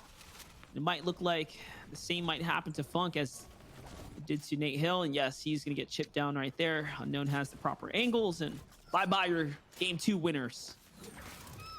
So now I have to wonder if Unknown, Kanata, and company just got a million floppers, because that probably isn't going to be the case. Now they possibly have contention and something to say about this game, but so far 3 elims is definitely going to make something work. Looking at Booger and Stretch and Commandment now, they're actually very close to where Chap, AV, and Scoped are as they make their rotation in through the Weeping Woods. That's right, and don't forget, guys, we're in the middle of the competition now, so if you're rooting for anyone who needs to step it up, now's the time, because we are essentially past the halfway mark. 50 players remaining in this lobby now, so only a few have gotten taken out in this game alone, and a lot of that action we did get to kind of track here. So players, teams falling apart piece by piece right now. Looking at the map though, someone was knocked right there, so we're hopping back over. Ninja, Vivid, and Colazo here. They're looking like they're gonna fight. Possibly again. Oh, big beams from Colazo takes down Epic Well instantly from range as well. And then the nades to kind of hope for this finish. And yes, they do get it. Ninja gets that one from range with those grenades. Epic Well down. Now Rex has to hopefully claw his way back in there. There was no opportunity for him to really get that. And I think we're going for a pickup, a reboot in Salty Springs. That's why Rex is making his way over there right now. Ninja, Colazo, and Vivid, they get one, but now they're also possibly camping the card. And this is somewhere they get multiple times. I mean, we've seen them game 1 and game 2. This mid game is kind of the spot that they get to, but where do they go from here is the biggest question. And that's where they kind of need to fix their mistakes and their gaps in ideology moving forward in this Ninja Battles event. But there's another engagement. It's Booga and Commandment right now who are under pressure right now. The shots are coming in. The RPGs are loaded. Stretch does manage to secure some height. It's not going to be enough, though. RPG is going to come in. Here's a look from Hogman's perspective, who was chunking in some grenades right there. They're not going to find their mark, so it just shows you how much eyeballs are on this fight here. It's not just a clean 3v3. It's Hogman who's still watching nearby. Ninja goes for the soul build off. He's going to have to back up here now, and everyone's kind of resetting the Stretch, Boogie, and Commandment back up. Rex still lurking nearby. Every time we tune in with Epic Whale and Rex, it only seems to be a 2-man crew. So something's not quite going right over at the agency. Might need to do some tweaking there. Let's see though. Things are settling. The reboot, man. It's literally what he's doing right there on the edge of zone. So it's a possibility, but with Ninja, who's been playing very aggressive, at least hunting for opportunities when he can. And then of course Stretch, who's trying to get a little bit of high ground on that one building in Salty. I don't know if it's going to be possible. Rex is going to make a lot of noise on the backside of Holly Hedges, though. AV looks to be by himself against reverse keys and slacks. And yes, that entire trio wiped. At least from what we see, the ending, the sweep from there. And then a build fight breaking out on this side. Ninja and crew going aggressive again. That's right. Ninja trying to come in from the top rope right now, kind of swinging things back around. Looks like they re-engage back into the arena right here. Can't believe it, but that's the aggression you were hinting at. It's Ninja. Such a decorated competitor. You can see his spirit is still here in full. He wants a piece of the action. He doesn't care. He's here to battle, bring on the spectacle now. Vivid reconnecting the entire structure, though, making sure the foundation is safe here. Explodes coming in from all angles. Rex still hanging out nearby in the bush. The timing, though, for this fight is exactly the same as last time, and we saw how extended it got in the previous game. They do have height, but what does that actually gain them? And last time it was against Ship, Stammies, and Pledge, who are set up in Sweaty Sands, possibly set up for a fight against Nick A30 and crew, but I think they're okay, especially given that they're in zone in 4th. And these snipe opportunities for Nick, it's not going to connect just yet. And we're looking now at 17 trios still alive, 47 players, so we've lost 13. There's Saf's 8 and company. But I believe landing at Sweaty Sands, they pushed into Holly Hedges for those 3 elims, and now they're back at their home base. This is the place they know well and true. We're giving you guys a nice little overview, though. Some other portions here. The chopper that you saw Nick firing at is now effectively has no HP. It's Edgy Riverson scented here, who kind of skating across the outer edges. Now Zayt and Saf are trying to get themselves to zone here. 72. Replay's getting very aggressive, kind of moving up right now, looking to choke them out, cut them off. All the nades being expended here. That's going to actually find its mark. 72 is going to get cracked big time right there. Replay is actually going to find his mark with the AR as well. And they're battling for the drop. I'm assuming that's why Replay's kind of inched out there. Zay and Saf getting punished for moving towards it as well. They didn't want to give it away for free. Now you're seeing how that can backfire. And they're going to have to back off. I think they edged their way into zone, though, so they're sitting just fine. They've got to be careful. There's some nades set up for Zate. I think they are trying to mark that. I think they're going to try to hit Ship and crew, although I'm not exactly sure whose marks are what. There was space. There was room. There was an opportunity for that, but the split from Punisher Nick 830 and Replays is going to actually opt not to do that. Typically, those nades, often referred to as God nades, end up on a full squad. That's the goodness of that, so they can wipe and get all the damage that they need. But because of the splits of this team, it's okay. They opt not to. Kanata also in Sweaty Sands. That means unknown. And assaults are somewhere nearby too. Yeah, we did get a small glimpse of unknown. There he is on the street layer here, rotating behind the reboot ran now. Trying to get an angle up. Kanata's situating himself up above Saf and 72. These are going to be some good angles in on the competition. Everyone kind of positioning up here, though. The congestion happening, and they're on the outer edge of the zone, so they're going to have a problem rotating in. Remember, the zone is very, very likely to start collapsing towards the center. We'll see. Here's Gen G's Tina Rays, Maddie, and Carly right now. Last we tuned in with them, they didn't make it to mid-game, so they're having a much better game. Looks like Rex managed to get his teammate from the reboot. So staying alive and hanging out in Salty Springs just long enough to pull up Epic Whale. Not sure if he got their last teammate though. Commandment tries to come up on Ninja, and he's going to greet them with a couple shots. 60's going to find the mark, and oh my gosh, huge tactical shot here. Stretch tries to get away from Ninja. Ninja's hungry for this Elim. He smells the blood in the water here. Pushing in very aggressively right now. And this is the thing about trios. The fights are so drawn out because of all the different factors that can play. It's not easy to end these ones, especially when you're going against the best. The counter-edited Ninja gets taken out by Bugha. Monstrous collide of shotgun shots right there. High profile. Naves going toe-to-toe here, Bala. The World Cup champion against the face of Fortnite takes them out. Now we're looking Commandment, Stretch, and Bugha do back down after taking out Ninja, after getting that finish and the spoils from it. And they kind of have to now make a hard rotation. They've already used one of their paths to get out of the Weeping Woods where we saw them earlier, but it's going to pull even farther south now and even farther away from Salty Springs. So that both teams, both sides, are going to have a very, very tough path ahead of them. Stretch, Commandment, and Bugha, you can see they're trying to see, is this team going to just sit here, or are they actually going to move? Are they going to use a launch pad? Because right now, Stretch, Commandment, and Bugha, they have to move over open field against Vivid and Colazo, who are just staying here. And don't forget, Monster, this zone is going to tick for 10 damage. So this is not an easy thing to do. Here's the pad. It's only a short one, and they do get some distance off of it.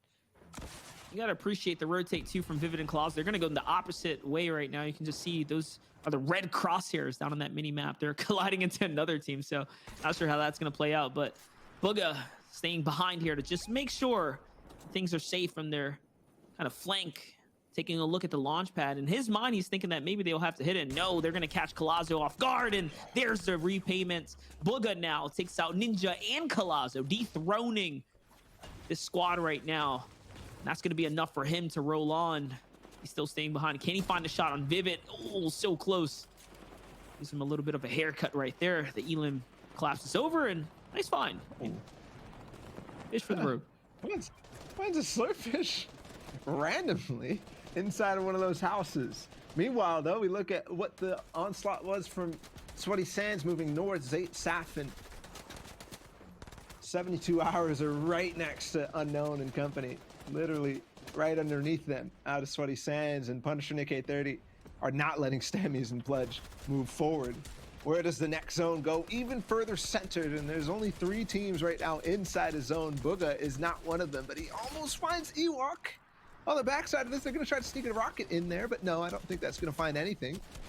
You never know. Meanwhile, Young Cow, Zexro, Macwood, we forgot about them. They're still here, and they're starting to make possibly what we call a god ramp in competitive Fortnite, where they all are combining 3 massive ramps to get into the center of zone. I think that might be what they're planning, but with the spray from Bugha and Commandment and crew, they're not letting that happen at all.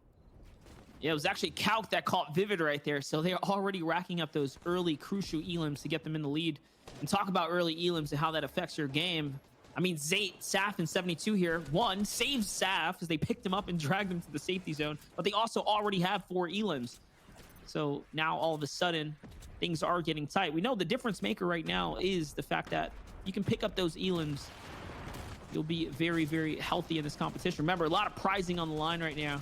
Here's Stammies and Pledge. They've been in such a shambles situation since the rotate out of the sweaty sands. Still battling Punisher and Nick 830. They've been pretty much trailing as their shadow all the way through, not once really having the swing of things here. Zate looking for the cheeky headshot right now through the box. Is he gonna find it? Oh man, it's a real close one there. It just shows you never know who's watching you. That's actually unknown Kanata and Assault right there in the box. Yeah, that could be huge implications. Bugha did pick up a couple, but Ooh. I think it's a wrap for them. It's Bizzle, Mega, and Emad trying to make their way up a little high ground position too, but also possibly getting the fish off of that full squad wipe that they just got. Meanwhile, Edgy takes out Brook.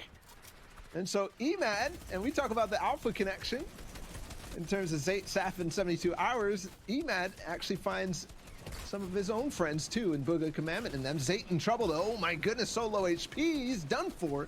Saf now has to hold on by himself as 72 hours goes down 2. The lobby deciding that they're wanting them out, and Zate, who was hunting for the heavy snipe shot on Kanata, is going to get paid, actually get punished from Kanata himself.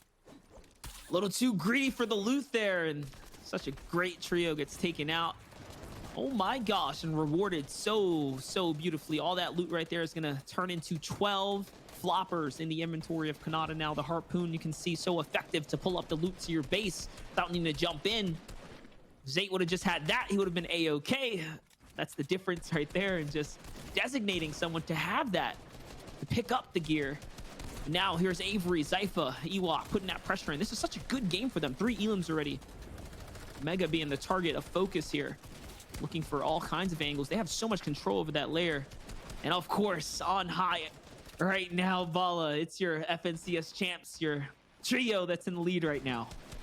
Yeah, and I've already counted 8 floppers for young Calc and Zexro as Calc picks up another one onto Bizzle. And Mega now left by himself. I'm not sure if Emad, the last player of that team, is still up, but they're going to build over high ground again. Calc needs to connect. There's Macwood doing exactly that. I wonder now what's in Macwood's inventory. This is the time where, guys, we are in 8th zone. We have 2 more to go. This is the time where everybody, when you find a new person like Avery, for example, no floppers in his inventory, so he has to play aggressive, but obviously his team needs a little bit more. We're starting to count a little bit of which trio has the most, so keep an eye on that inventory as we move into these final moments of game 3. That's right, and remember, we know the elims are so crucial, so important. You have to get the refresher. You have to take what you can off these players here. It's Furious who's up above. Furious, our NAE solo champ right there, kind of cruising out. I think he's left solo dolo right now for himself to fend. Yes, he is. He's literally on his own layer right now, so placement points might be his key to success right now, to squeak away any points that he can.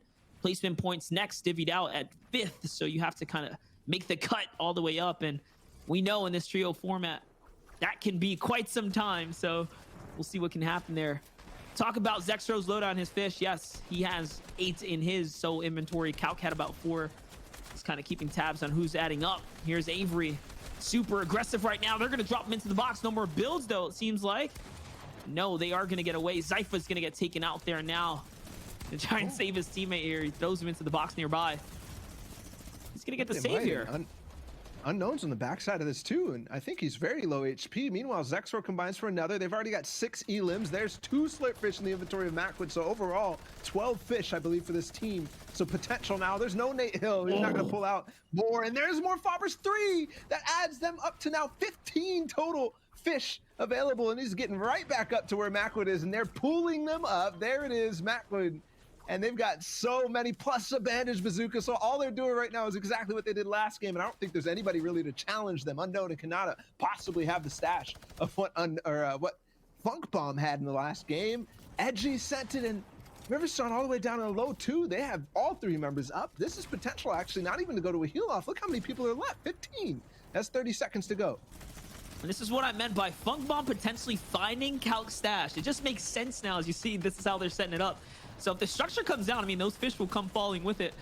Here's Edgy though. Yes, the zone is getting tighter and tighter. It's only becoming harder and harder to fight right now. Mega already using his prestigious heals in the zone right now. They're just trying to wait things out. Remember, placement points already divvied out by Avery to Tilt. And Tilt's gonna fall. Ewok's gonna fall now as well. Zypha's by himself here. It was young Calc who found Avery.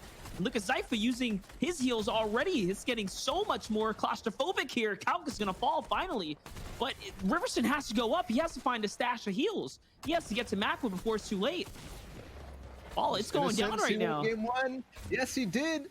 And he doesn't have any more fish in there. I don't think that there was anything on the actual body there. So 5 players left, 5 teams alive, and Macwood has a stash of so many heals available. I believe Zypha, who's on Team Ewok, still in this potentially as well. No way. But I don't know. Oh my goodness. Is that 2 stacks of full floppers plus 2 bandage bazookas as well? There's potential here for out heal. But who knows? Zypha definitely not going to be able to actually contend for, I think he's going to be the first person to go down. He still has a bandage bazooka and a flopper, but that might not last him too much. Macwood now coming down. I think that's, no, he must have picked them all up. He's starting to look for extra stash. And yes, Zypha goes down, possibly now something for Macwood to find. 4 players still left. Who has the most? Who has the best preparation leading into this end game? This is so ridiculous right now. And look, he still has more fish here. Macwood trying to use the bandage bazooka now because it can replenish as the seconds do tick on using the heal right here. And dude, I think Scented has more, honestly, right now. He might. He's looking like it. Plus, not to mention, oh, look at the shot right here. You get to see both POVs. Do the math for me, Balla. I'm seeing more fish here on Scented on the left, but Macwood has the lead health advantage already coming into this. This might literally be a tie for heals right now. I can't keep up with it. I don't know what the desync is. All I do know, though, is there's so much eliminations on Macwood's team here now, Balla. Mega was still up, but he's starting to go for the pickaxe now. I think I think Scented hedged this because he had 2 bandage bazookas as they both ran out. Mega actually, no. All of a sudden, Mega's the champion. What? I saw him pulling out his pickaxe, but he must have had 1 more fish, or maybe he found something on the floor in that case. But a 3-man heal off in the final moments, at least 3 men who were relevant in the sense of the heal off, who could actually compete for it, who had the stash enough to get through. Because, whoo, man, I can't believe that Mega just came through. On top of that, we didn't see him, obviously, so that was kind of a surprise, similar to what Funk Bomb did. But I think now, Monster, after we see 3 different winners, and Macwood, Calc, and Zex are up on top, at least in top 3 again, I think now the ridiculousness of the situation with the amount of fish is starting to sink in for everybody. Because when you get to this level, if you're not going into endgame, at least that final zone with a bunch of impacts and a big amount of floppers in the cooler, then you have no chance of actually winning. So people are starting to play aggressive on the backside if they don't have that opportunity. And we're seeing that. A lot of people getting high elimination games. I mean, more importantly, it's like Calc and this team didn't really have too much coming into that. They had their own little fair share, but it's a matter of finding the frags. They work their way down, top, bottom, and then, you know, kind of build up the cachet. And the same thing happens in low ground. It's like a vault of heals dropping, you know, moment after moment. So that's why you saw Mega kind of making it happen there. So it's really a matter of who can box fight the best, quite honestly, towards the tail end, because that's where you're going to start finding your stash up. And it is the off season, so we are going to have that, the kind of box fighting prowess going off. We do have highlights from game 3. So let's take a look. Remember Avery taking out Arkram with his team of Ewok and Zypha, and this was impactful because don't forget that they got top 5 in that game. And after what they did, that's definitely going to push them way up the leaderboard. That is right. And you see the God nades right there as Epic Whale was taken out. If you were late to the game, welcome back again, guys. This is the Ninja Battles, the first week of all the action unfolding here of the 6 sessions we'll be kind of having unfold. It's our highlights from game number 3, the halfway mark already over. After this, we'll be approaching that game number 4. This is where young Calc went down, and now that kind of wide shot angle, Mega somehow manages to stay alive, coming in with just enough heals towards the end there. I mean, from what we knew, like we said, he had to have had at least 1 flopper more, or maybe an extra bandage bazooka more. I think it's kind of underrated, but that bandage bazooka, you get 5 shots, 15 on the heel. That's what they were kind of cycling through right there. Yep, and it refreshes too. So if you have a stash of a couple over time after you get through your flop, you start using the bandage bazooka up first, then you use your floppers, and then you use your bandage bazooka again towards the end because they've now cycled through many different refreshes. That's more potential heal off there. And man, yeah, I guess what I want to talk about in a lot of senses is starting to see kind of the impact elimination effect, and also how we see the leaderboards when we come back from break and take a look at those. The people who are playing for eliminations are actually going to start to rise over the people who are playing for placement, but not really playing for the win, like Zexro and them are playing, like Funk Bomb and them are playing. So we might start to see the creepage of players who are playing for the elimination. We talked about Chap, Scoped, and AV last game. They fell early in that one, but teams like that are going to start to rise up the standings and get the piece of the big prize available this week. Yeah, that's going to be the difference maker right there. Who can find an elims? Who can collect it all? But we'll return after this quick and short break right now. We'll see some more Fortnite action. We'll get you guys caught up real soon. Don't go anywhere.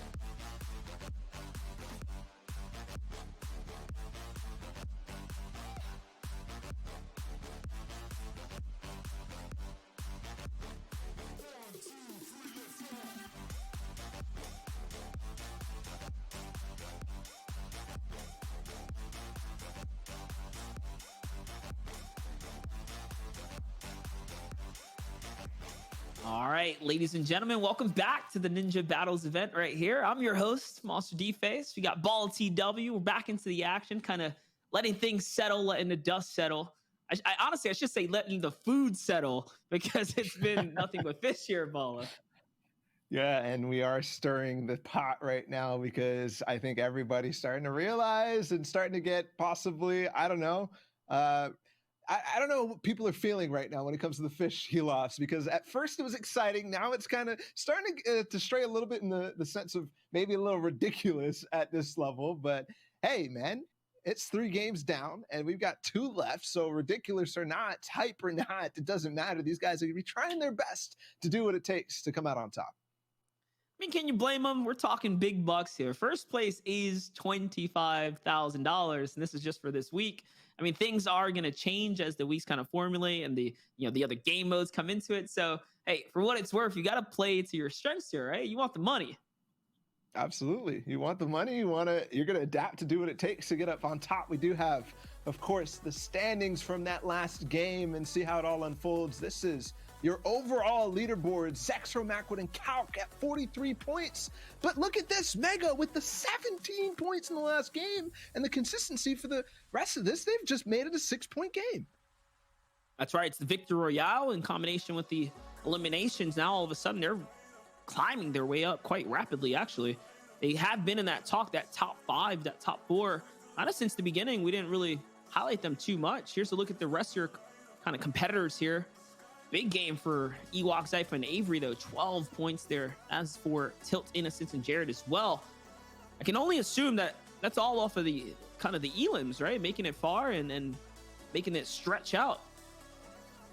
It must be. I mean, absolutely must be the way they're playing. And then there's other teams as well. Arkham, Epic Whale, and Rex who've got 14 points. We're starting to struggle, at least in game 2 and game 3.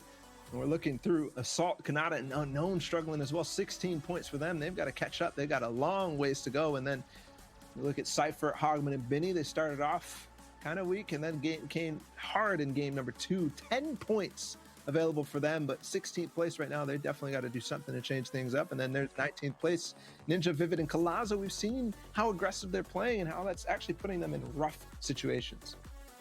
It's kind of crazy, right? They've really managed to put a lot of time into the game and a lot of minutes into each match, but still kind of struggling on the point threshold. That just shows you that the format favoring into top 12 where you earn that first placement, and elims can show that if you fall behind, you're falling behind fast, because teams like the ones in the top 5 right now, they're finding their little groove of consistency and those one big kind of swing offs to really throw them up. But quite honestly, we haven't seen a team really go super crazy with the elims, because there's a lot of different ways you can ramp up, right? We haven't seen a monstrous game out of any individual, not just yet.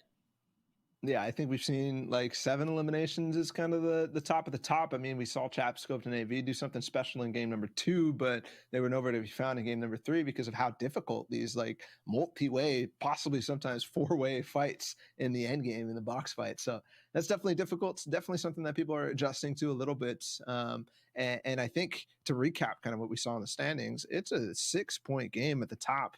Even though we've seen dominance out of Young Calc, Macwood, and Zexro, we're not seeing them really lead the pack by huge numbers that we at least I expected them to be up.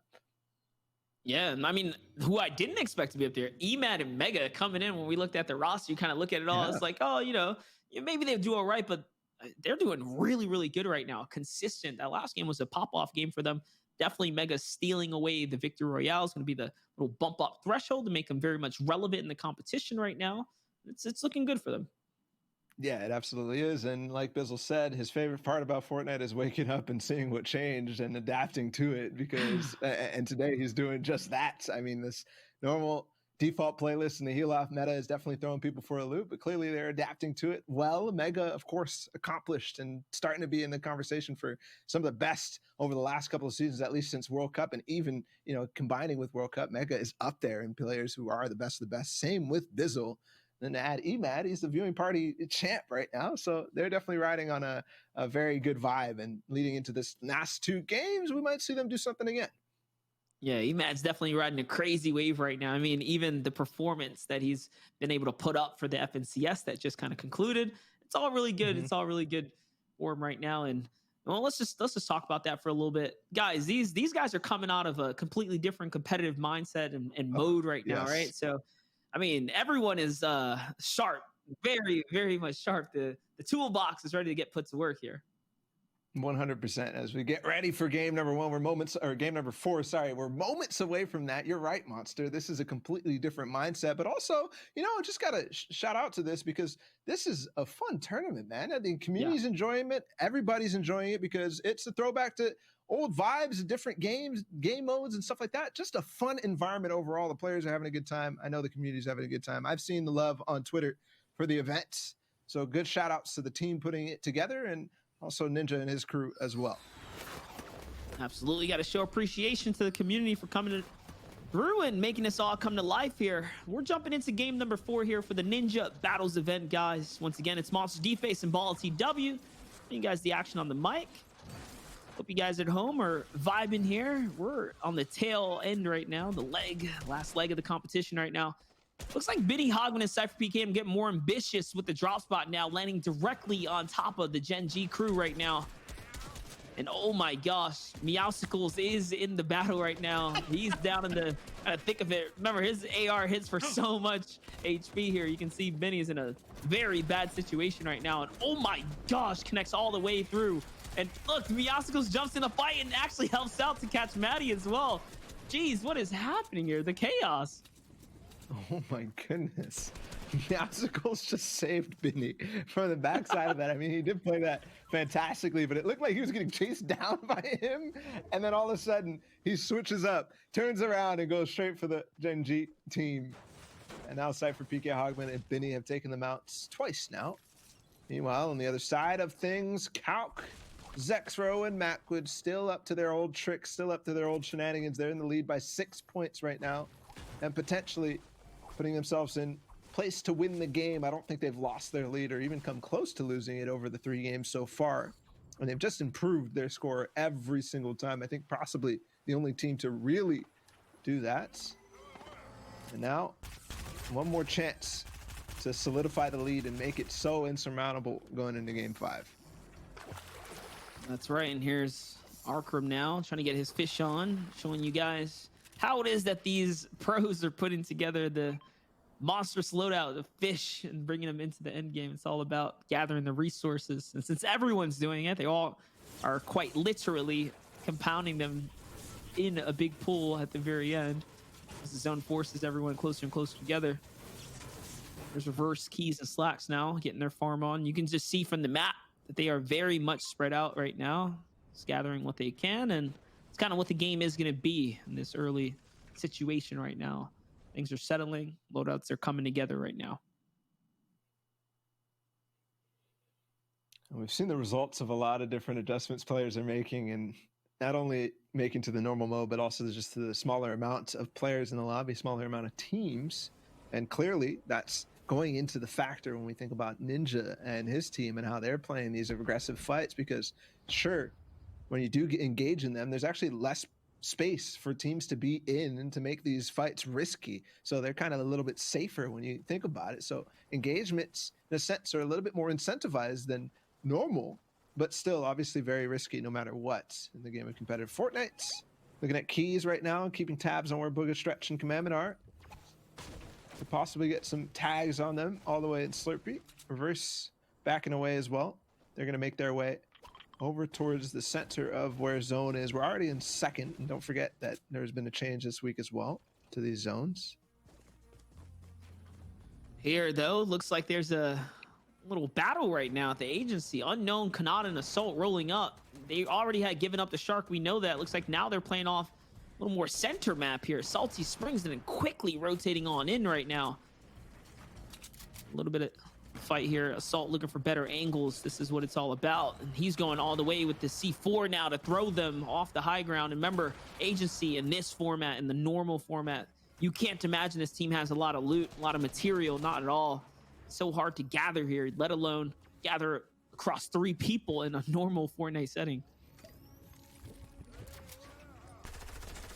And they are trying to get the drum gun now. Last time it was the Shark on Nate Hill and Funk Bomb, but this time Assault going on to another very, very strong team. The team coming out of West right now, and there's going to be a ping disadvantage, so they're getting on the walls very aggressively, although I don't know if they necessarily know exactly who's landing or who they're facing up against. A game of incomplete information. So Arcrum and Epic and Rex on the back foot right now. They're trying to hold on to the drum gun and hold on to what they got out of the vault. That's one thing you guys might be noticing is, yes, Epic Whale does not run a shotgun, not in any game mode. If he has the drum gun, he will heavily rely on it. You see here, pay close attention. If he jumps in this box, he will delete a player. Kanata's kind of realizing that. He's going to back up now. He's singled them out, forcing them lower and lower towards the vault, trapping them. Still looking for angles right now, playing it nice and slow, trying to see if they can optimize or capitalize on a mistake, quite honestly. Looking for control of the box now, Bala. He's getting closer and closer. That's their wall. Slowly running out of space here. Epic's gonna get tagged for a headshot from Kanata. And ooh, the shotgun shot in return from Arcrum, the champ of the West right now. He's gonna find Kanata here, and now all of a sudden it's not looking so good. Assault's gonna get wrapped up as well, and just like that, they capitalized on the mistake, pushing in. It's like they fell for the bait. Absolutely. It looked like Arcrum, Rex, and Epic Whale have worked this multiple times in other situations because they know the lay of the agency. They know the loadouts, or the layouts. And Arcrum comes up from behind on the overpass the bridge there and wipe unknown Kanata and Assault. So they're still not finding footing in these games. They're still not finding the way to get this early game rolling for them. Here, we're looking at Bizzle, Eman, and Mega, and look at what they're doing. They've got a chopper, and they're going over Slurpy Swamps. They're going over all this fishing route, and that's how they gain themselves the fish, at least the base of fish, to start things off in the end game, to start them in contention for this. So just looping around through that entire loop path is huge. And they're quite honestly the only team that's really close to the heels of Young Cal, Xextra, and Macwood, who are in first place, only a 6-point difference maker. If they go out, you can get them out early enough, or, you know, kind of get the elims you need and swing things in your favor. That will be your team that's taking a stab for first place right now, the closest to the throne. Jo, Snyrot, JDW have been struggling in this competition so far. 0 points accrued. 20th place right now, trying to see if they can find something. Nick A30 replays and Punisher, though, giving up the angle there. They didn't like the fact that they were in the low ground, so they're going to be running away right now. They have some healing to do, though.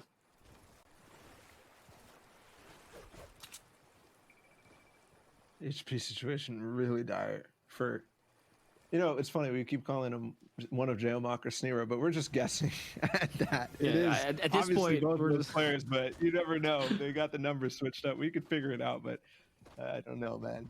We'll just randomly throw a name on one of them. I was gonna say I'm quite literally assigning in the battle, and I'm keeping it that way. So I'm trying to keep it uniform. Same.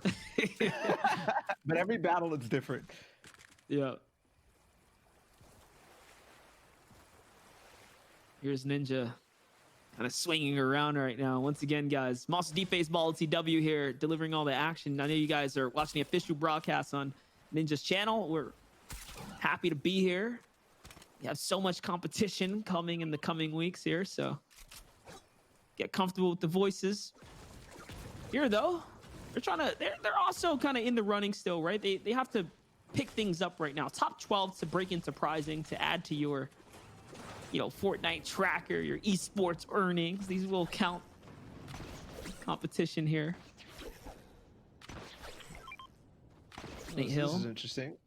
Coming out of the Shark, Nate Hill has the grappler, obviously, and his team left early. Nate Hill stayed back to loot even more, possibly get even more fish, and then catch up with the grappler. Now they've got the boat, and they can use the grappler to propel themselves a little bit faster than normal, but not too much. Doesn't make that much of an impact. I mean, over time, it definitely does. JDW, Snero, and Jailmock right now looking at Ninja, looking at Collazo, but they're pinched.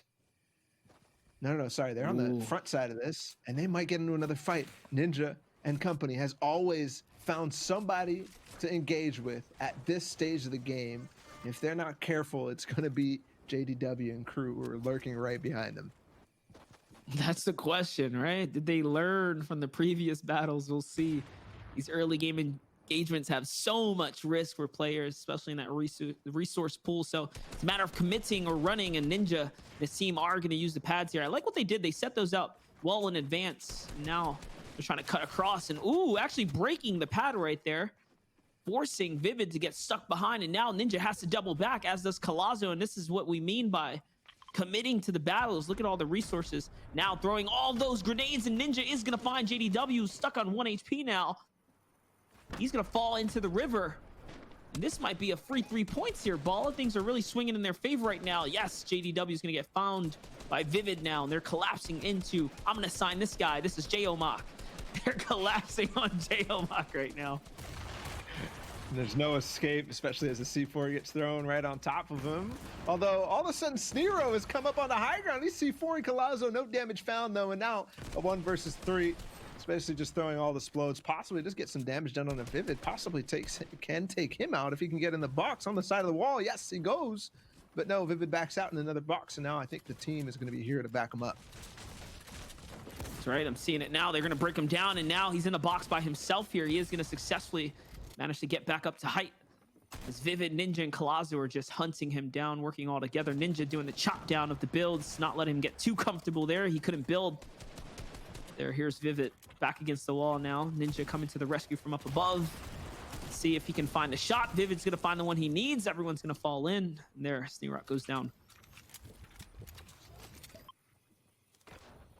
So, Snero loses the backside of this. The 1 versus 3, unfortunately, does not go in his way. And where to go from here from Ninja and crew? They did win their mid-game fights this time. It all pays off. Commandment, Stretch, and Bugha did get into engagement with Saf, Zate, and 72 hours. I believe they took out 72 hours. Now they're looking for nades on top of where Zate is. He looks like he's by himself. He's gotten a big base and then left it, essentially. Here's the nades. It's not going to find anything unless Zate goes back for whatever reason. We'll blow up that base, get the real estate, possibly now get that drop that's in fray. No, they're actually going to use the crash pads to go right on top of Zate. They know where he is, apparently. He's underneath the docks, though. This is going to be hard to find, but I think Bugha and crew know about this situation, know that this can actually play out for them. You gotta think about it, right? They saw the fresh metal. They know, wait, this guy's gotta be so close. And this is why they're rolling up so aggressively onto the shack here. But the chest, being that he left the chest, might be just enough to stay in. And no, Zate tries to be very cheeky. But, you know, you're talking about the IQ and game sense of the best right now. Bugha's gonna find Zate here and wipe him up. Out he goes. That's going to be a full team wipe right there. Game changer for them as they find 3 early elims right now. Some of the best in the game, not finding any success right here in this one. I think they're playing possibly a little too aggressively or just not playing for the mode. I'm not exactly sure what's going on with them. Looking though at Bucky, Cease, and I believe Creo right there in the box on top of a mountain. We're looking back basically to where game 1 ended up playing out in terms of the Misty Meadows type ending down south. Reverse 2Ks, Keys, and Slacks are not actually in position, even though based on how the zone played, we should have expected them to be already down on that south side of zone, given that they play in Slurpy Swamps. See the heals being thrown here to Bully, leaving the top of the box open. That was actually kind of cool. The mini is just being chucked across. One of those newer mechanics being utilized in these now bigger base team mode game modes here. Coming out of that solo season, we haven't seen too much utilization of the throwing feature. Seems like it's going to be more and more prominent come the trios game settings here now. Bugha being active right now. Again, this team so very active, trying to see what they can find. It's Keys he's going to take shots at. It's not going to find Keys right there. A bit of a hit in the miss. Close to reverse as well, threading the needle there. They're going to have to fully build out. Yep, it's going to be the material sacrifice. Playing it safe now. Grenades are going to be so close as well there to connect.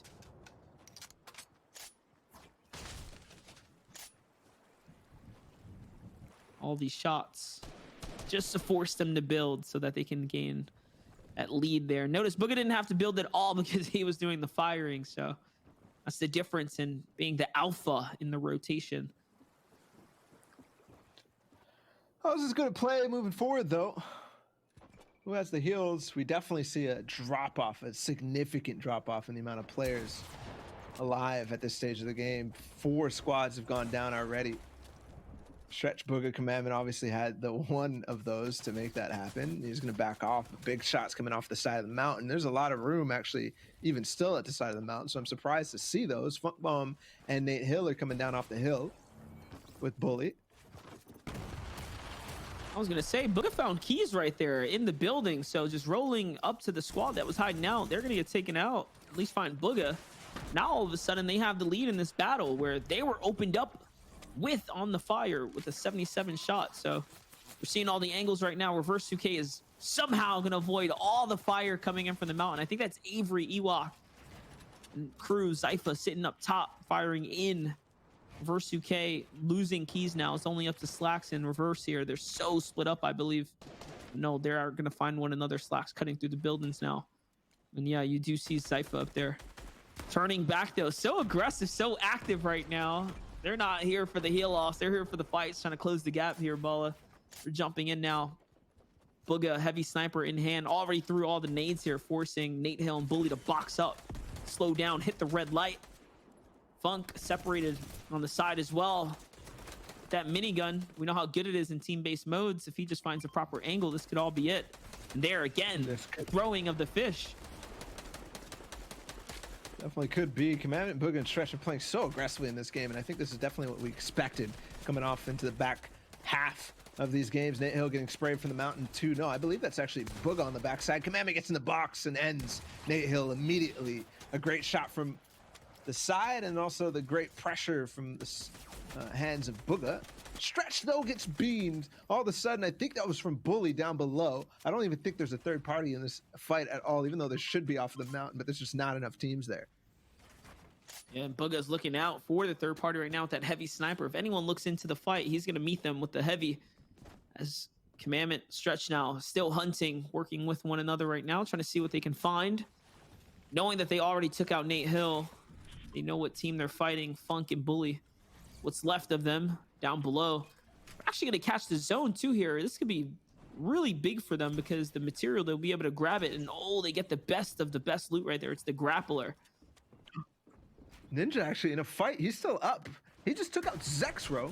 Meanwhile, Booga, Commandment, Stretch are going to try to clean up this entire fight, find Bully, the last player left on that squad. There's a crash pad actually interrupting in this one, although I think they could use that to phase up, but Bully holding on. Funk is coming from the backside, so there still is 2 remaining, but there's a C4, and Funk makes this so difficult now. Commandment has to clutch up. Booga also alive in this fight, holding on to this. Bully, though, knows the HP situation. He wants to get into this box. Commandment trying to keep him alive, throwing his teammate back, but the shots are still coming. Bully's trying to push all the way through. Booga now getting hunted down by the rest of Funk and Bully here. Commandment going for the save. Booga's going to get ironed out right there, and Bully now finds him, harpoon into the box. He's trying to get in on Commandment here. Cancels the heal for Stretch. Commandment looking to crank up. He has so much material. The Cat in the normal game mode means that this fight can last for quite some time. And yes, he's going to take the grappler, try to escape. Probably the best thing he can do here in this situation. Explodes are coming in. The focus from the rest of the lobby. Yes, he's going to be found out there. Avery on heights from a distance is going to fire down and take him out. Now they're harpooning for the gear here, trying to see what they can grab.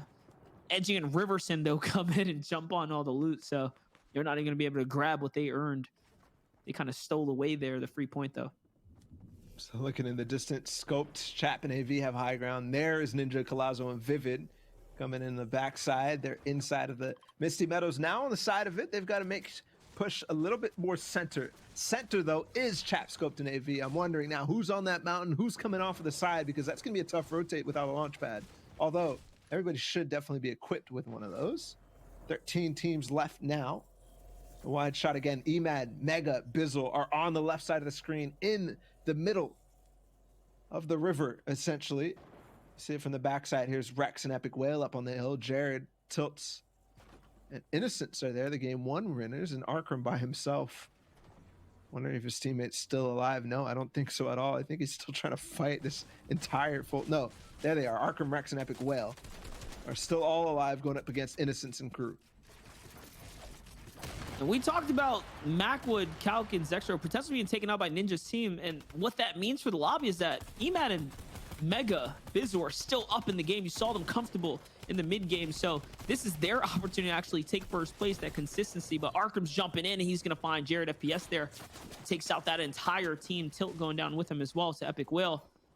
And just like that, they find themselves another 3 Elims, a full team wipe. Now 2 teams falling to them. Here's a look at everyone left in the lobby right now. And yes, I do still see Ninja's team in the mix right now. There, Vivid, Colazo, each have several eliminations. Very, very active right now, Bala. That it is, but you know what I'm not seeing active in this lobby? I know we saw Ninja take out Zexor, but where is Macwood and Calc? Did they actually finish this off? Ninja and crew has 5 eliminations total. So it's possible they took out the entire squad of that, and it's possible that they now have made it so that Bizzle, Mega, and Emad can take the lead in this game. Obviously, Ninja and crew might rise up the ranks significantly, but I don't know if they can actually overtake the first place. What it's done have given everybody else in the lobby hope, for sure. Means first place is up for grabs right now. Ninja in a interesting fight here. Ship and Stanleys. This is the second time now we've seen these teams collide here, game after game. Yes, there it is. Scoped on height, Chap and AV perched up, looking out at different angles. You get to see that POV right now. Here's AV looking down at the fights. He sees the shots being thrown about from Ship and Stammy's, basically providing assistance to Ninja, who is under pressure. Here's Ninja's POV, still on the fight right now, hunting someone down. He is gonna find it. Benny gets instantly eliminated, but the C4 is gonna answer to Ninja. Now he loses all of the shield. It's okay, he does manage to bounce back. Oh, now man. it's 6 elims for that squad. AV, Chap, and Scoped have lost the high ground against Epic Whale, Arkram, and Rex, but at what cost for that team as Scoped starts to make them pay? I believe they've already gotten a knock. Yes, that's Rex down and out. Whereas the drum gun of Epic Whale, he doesn't even have shield to really contest this, and also the minigun gonna make them really pay for going for that high ground. I think they still have it. I think they're still holding on, but I don't know if they actually know that and have that information. Emad still in the game right there. I'm only seeing him as a solo. No, there's Mega. Okay, so he still has his crew. That's the team to look out for. This is the team who's been the most active right now. 6 elims, as we said. These are big points for them. They were trailing behind the back page. This is a big rising tide right now coming in for Ninja, Vivid, and Collazo, who are looking pretty good, but Ninja's got to back up to heal now. Still so much going down. No, Vivid gets knocked. Ship is actually going to catch a little bit of revenge here for Stammies and Pledge. And Stammies is still in the game. Also, no shield, though. They're all split up. Look at all the shots. The lobby is literally collapsing on them. He's backed up kind of into corners. All the chaos now. Remember, the zone is only going to keep falling into the sensor here. It's only going to get crazier and crazier. Stammies is going to fall finally to Avery. On height, though, is Scoped, AV, and Chat. No heals in their inventory. We know they did pick some up, though, just earlier, so we'll see how much they have.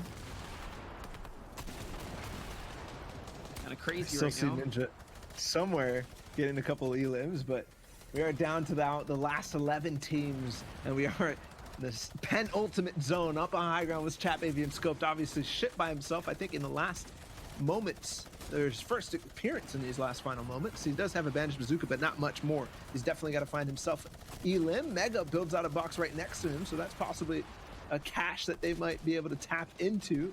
At least an extra bandaged bazooka, which will have dividends there. Finally, the end of Collazo and crew, but they did have at least 7 or 8 eliminations in this game. That's definitely huge. That will rise them in the ranks for sure. Chap with what looks like we have 11 floppers for Chap. Scoped and AV are starting to work their way down and find more. Funk Bomb is by himself in this game. There's potential there for him to have a lot. Mega has 6.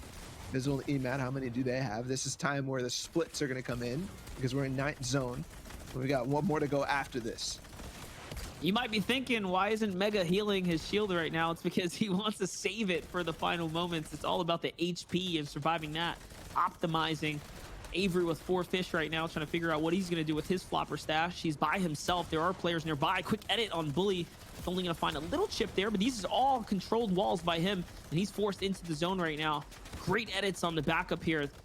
Look at Chap, does not care, quite literally sitting up top, emoting, enjoying the sun right now. Must be nice. As everyone else is in a completely different kind of, storm of turmoil here, Bala. Yeah, 100%. Mega down below trying furiously to break through these boxes, find extra fish, and feed them to whoever it is who's going to be the heal-off designated in this game. Bully has 2, and he's actually going on the aggressive. He needs to give this up to maybe his teammate, Funk. AV on the other side. Can he actually win this fight? This is huge. Right now to the stairs. Yes, the flip. And he takes out AV. Well played from Bully. And there's a launch pad there, but where's Funk so he can get down? There's a bandaged bazooka. He's got to feed this to his teammate. Here's Mega going down. He's dropped the slurpfish. Edgy trying to go against Edgy. Sorry, Emad trying to go against Edgy. He gets taken out. And now Funk Bomb, 12 floppers of his own, does not get the fed. He has a bandaged bazooka, no weapons available, and in a box, he really has no escape except a couple of edits on the backside of this. Yes, he does. And we're down to 7 players left. Chap with 11 floppers. He has a big say in this, but Bizzle with way more fish than anybody in this game, and I don't know if there's a bandaged bazooka available for him. It's possible. This is a repeat of before, but wait, Chat finds another stash as well, so it looks like everyone has some different play up their sleeves. How's it all going to play out now? We'll find out as replays finally falls to the storm now. 4 players remaining. Chap trying to get some vision here. There it goes. You get the nice VOV. This time we're stepping up one more time. You get to see how many angles are in play right now. Chat, 5 fish left in the inventory. Bizzle clearly in the lead with 12 right now. And this is looking like Bizzle's game here, Balla. I don't see how anyone else can come back unless they find him in the midst of all the builds. Doing the math, it's definitely Bizzle ahead, but there's more, loot down in this ground, in this entire mess of builds. It's possible that somebody could find a Bandages Bazooka. Chap is looking for it. He's out of fish now, though, and the timing is not good for him, so he's down and out. It's just Scented. Funk is still in this too. Bizzle alive. He's got 6. Funk Bomb now moving, possibly out of fish. Tap goes down as well. He's got a Bandage Bazooka. He can move with this and still get more. I think it's going to be Bizzle, but the big cash. Is there any fish? No, frantically looking. He's got nothing. Bizzle still with 3. Who's the last? I believe on the other side, it must be Scented down below. Yes, it is. Scented healing off, and Bizzle's starting to break through. Who's got more fish? Is basically the question. 1 more for Bizzle. How many for Scented? Because that's what it comes down to. Bizzle, is there anything more in your box? No, he's done. He's out. What is it? Scented? No, he's Bandage Bazooka. No, just barely about to get the shot off. The refresh. And I think it would have been enough at least to make this a full-on 50-50. It's Bizzle who takes it out. And they've got 4 eliminations too. Monster, I think they just took the lead. Probably. We saw how early Young Calc, Zexer, and Macro were taking out the game by Ninja's team right there. That's a huge kind of swing of events here for us. Remember, so much prizing on the line right there. It would definitely suck to have the lead this far. So this last game is going to be a big one for what would have been our #1 reigning team. And don't forget, Bizzle, yes, like you said, that's Emad and Mega's crew right there. They were in second place. So the big swing, at the very least, we know that's a 3-point, kind of closeout for the Victory Royale, 10 points total. So they're up there right now. Absolutely, but don't forget, Scented and Crew obviously got second place, and they could have got a bunch of elims too, so they could be right in the mix up at the top 2. It was a 6-point game between them and Calc and Crew, so who knows where this is going to go. We've got 1 more game, Monster, to determine it, and 1 more game to really crown, I guess, the flopper champions of this tournament so far in Ninja Battles. Hey, man, and that's what it's all about right there. Who's going to take home another big piece of the prize right now? It's all in the air, though. We'll be back right after this short break here. Pretty sure it's... Oh, no, actually, sorry. We're going straight to the highlights to get you guys all caught up. Excuse me here. Here it is. It's Maddie going down right now. This is quite probably, honestly, the funniest fight we saw. Meowsicles jumping in this, and somehow Vinny gets away alive right there. We're kind of catching all up. Yeah, that was an insane fight. I mean, ridiculous. And then there was the rampage from Vivid, Ninja, and Crew, who went all the way through. Bugha taking out Zate, good friends, but also fierce competitors. He knows exactly all the tricks. And they chased that fight down for sure. And this was the big one. This one actually had huge implications. Don't forget, Funk was in towards the end of this game. Commandment Bugha stretch W-keyed them for whatever reason on the side of Misty Meadows here, possibly knowing that it was a safe fight. And Funk came out ahead of it, or came out on top of it, taking out 3 of some of the best players in the world. It was that grappler. He managed to kind of run away and save face there. So grappler in its own, paying dividends and giving him a bunch of points. Here's your man of the hour, Ninja Collazo, getting into the fight. And my gosh, the big shotgun shots right there. And here, sun tanning, no care in the world. Chap on the height. Maybe you should have been more active, because they did not take the victory, even with all that, kind of moments to kind of hang out there. There's your winning moment from Bizzle. The fish, the heals, the Bandage Bazooka, just enough to stay alive at the very end. Yep, 100%. Just barely edging the way through, although he was about to heavy snipe in that box. Guys, we got 1 more game ahead of us, and we are going to have to go to a quick break before that, so stay with us. We got the last game of Ninja Battles.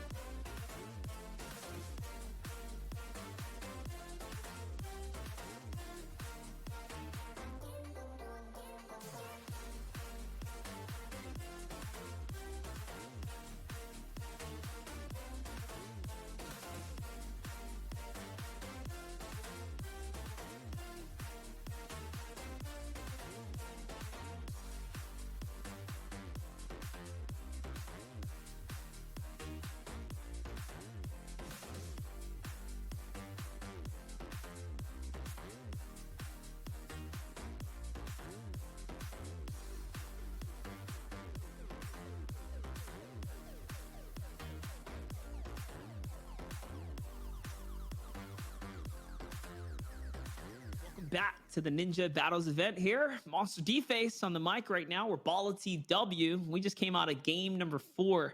Balla, we're in the last leg right now. It's game 5, just kind of underway. We obviously has leaderboards in front of us, but one thing we forgot to mention in the previous game was that we had some back-to-back winners. Yeah, that was back-to-back for Mega, Bizzle, and Emad. Obviously, we saw that game 3 win off the backs of Mega coming out of nowhere with more floppers than anybody in the game. And then Bizzle did it in that last one. So back-to-back with a couple of Liams too.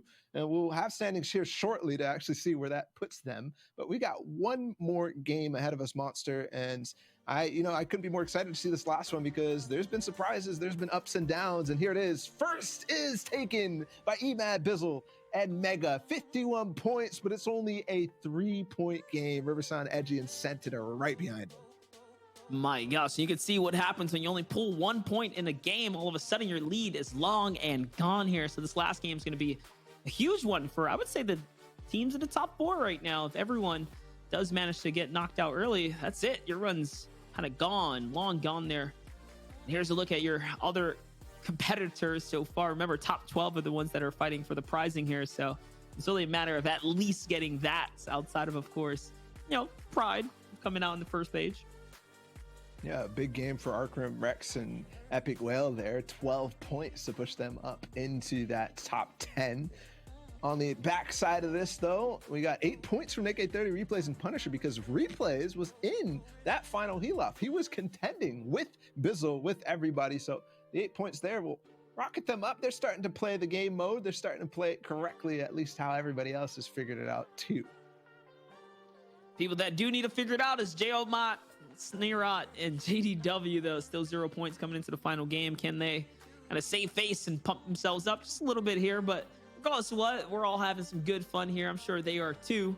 And what would be, the first trio competition of the season that we've seen in quite some time. So team dynamic, battle dynamic, also different. Obviously, it's just under the game mode that we're playing right now. Of course, these end games are also very different than what we're used to.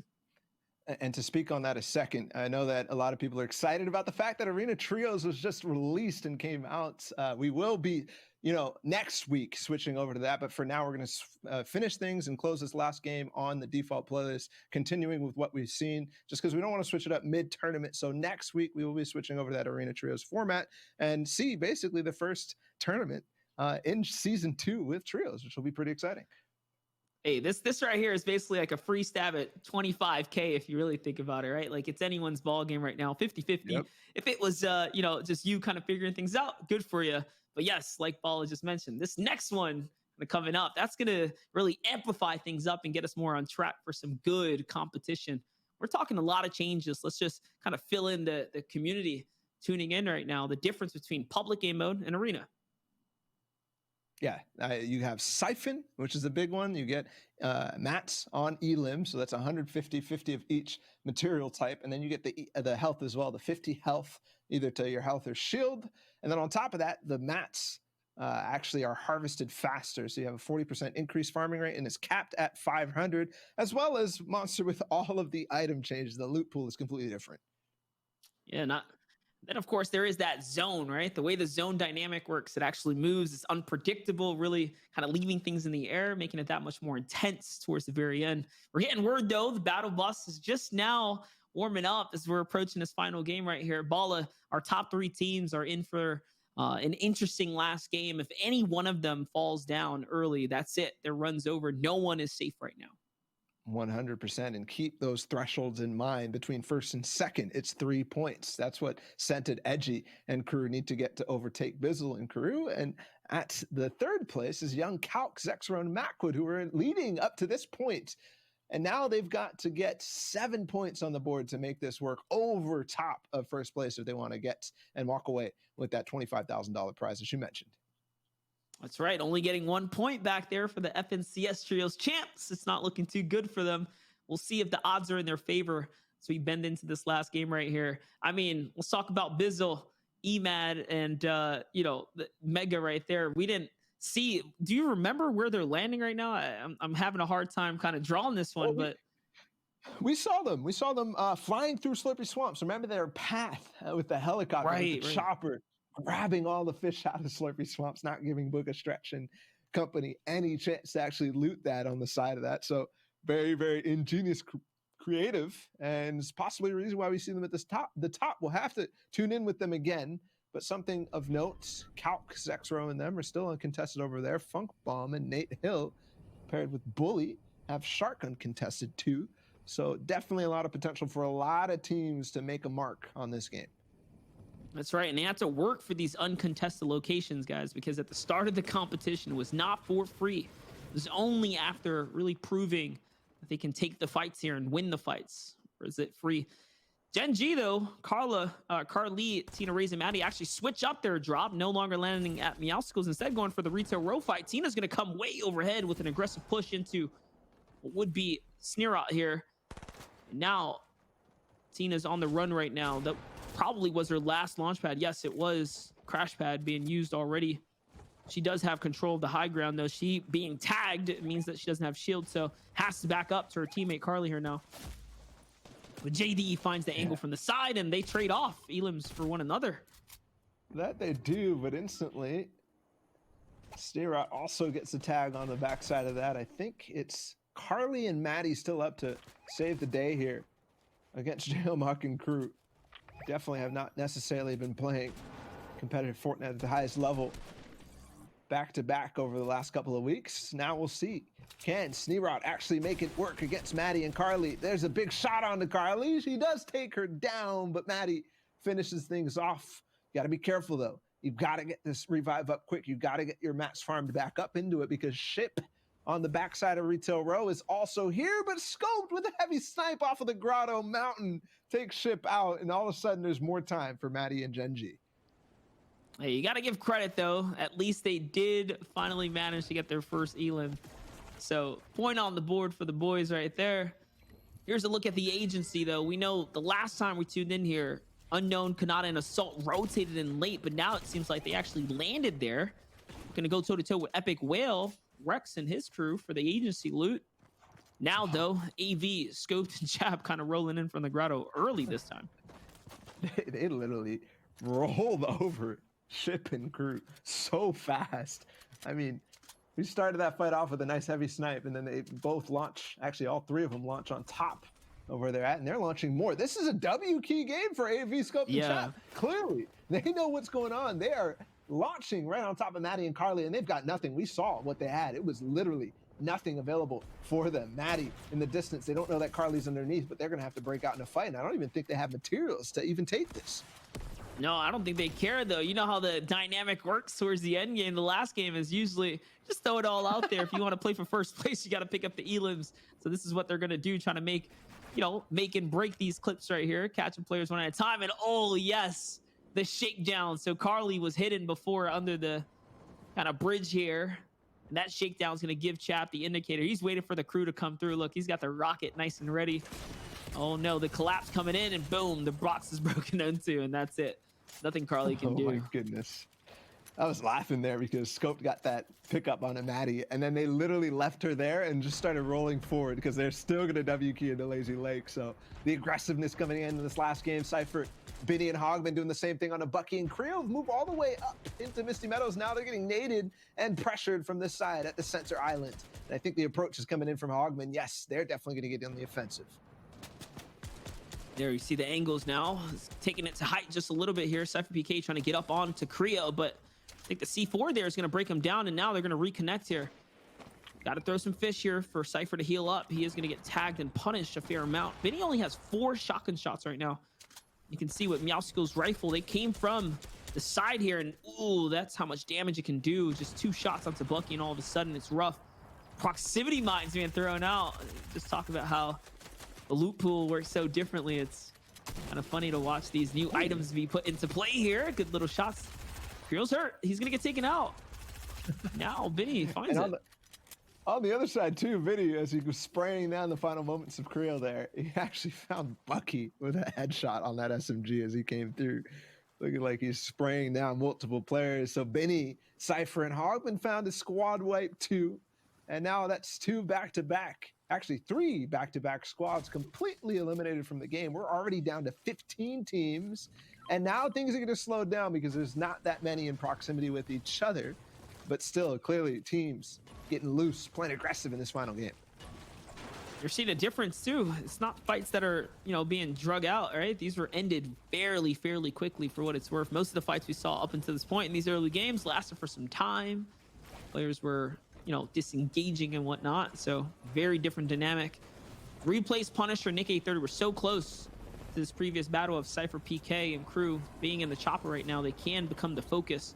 The zone seems to be favoring the southern portion though, so this is why they're kind of doubling back right now, trying to figure out where it is that they want to park up. They're going to find a launch pad right here. Nice little find, swinging through some loot. See a drop box on the map there as well. Here it is, by the way. You were asking, where were they dropping? It's the rig. I should have known. Mega lands here. Bizzle also tweeted it this morning, too. So they've got the rig uncontested. Look at where Bizzle is. This is classic coming out of this team. Bizzle always gets as big splits as he possibly can. He's all the way up at the logjam west of Weeping Woods, while Emad and Mega are at the rig. So Bizzle holding on by himself, a big distance away from his teammates. But don't forget, they take that chopper, they start to fish, and also go pick up and swoop Bizzle right up. Ninja, uncontested Dirty Docks, still. I'm almost willing to bet Bizzle was at the Rainbow Shores, just taking the entire beach, that entire area, getting all the fish on. Here's a team, though, that did fairly well. I mean, honestly, it really set the stage up for everyone else in the lobby, taking out Zexro, Macwood, Young Kalki in the previous run. It was Ninja, Colazo, and Vivid. If it wasn't for them, the competition wouldn't be as close at the top. Young Kalk, Zex, and Macwood might be walking their way to free 25K, but no, that's not the case here. Punisher setting up a very interesting base right now, coning it out, and they're off. They have their chopper. They go on a little mission to go probably get some resource right now and bring it back. Oh my goodness, we are now seeing the full effect of the different loot pool in the normal game mode, because everybody's in choppers.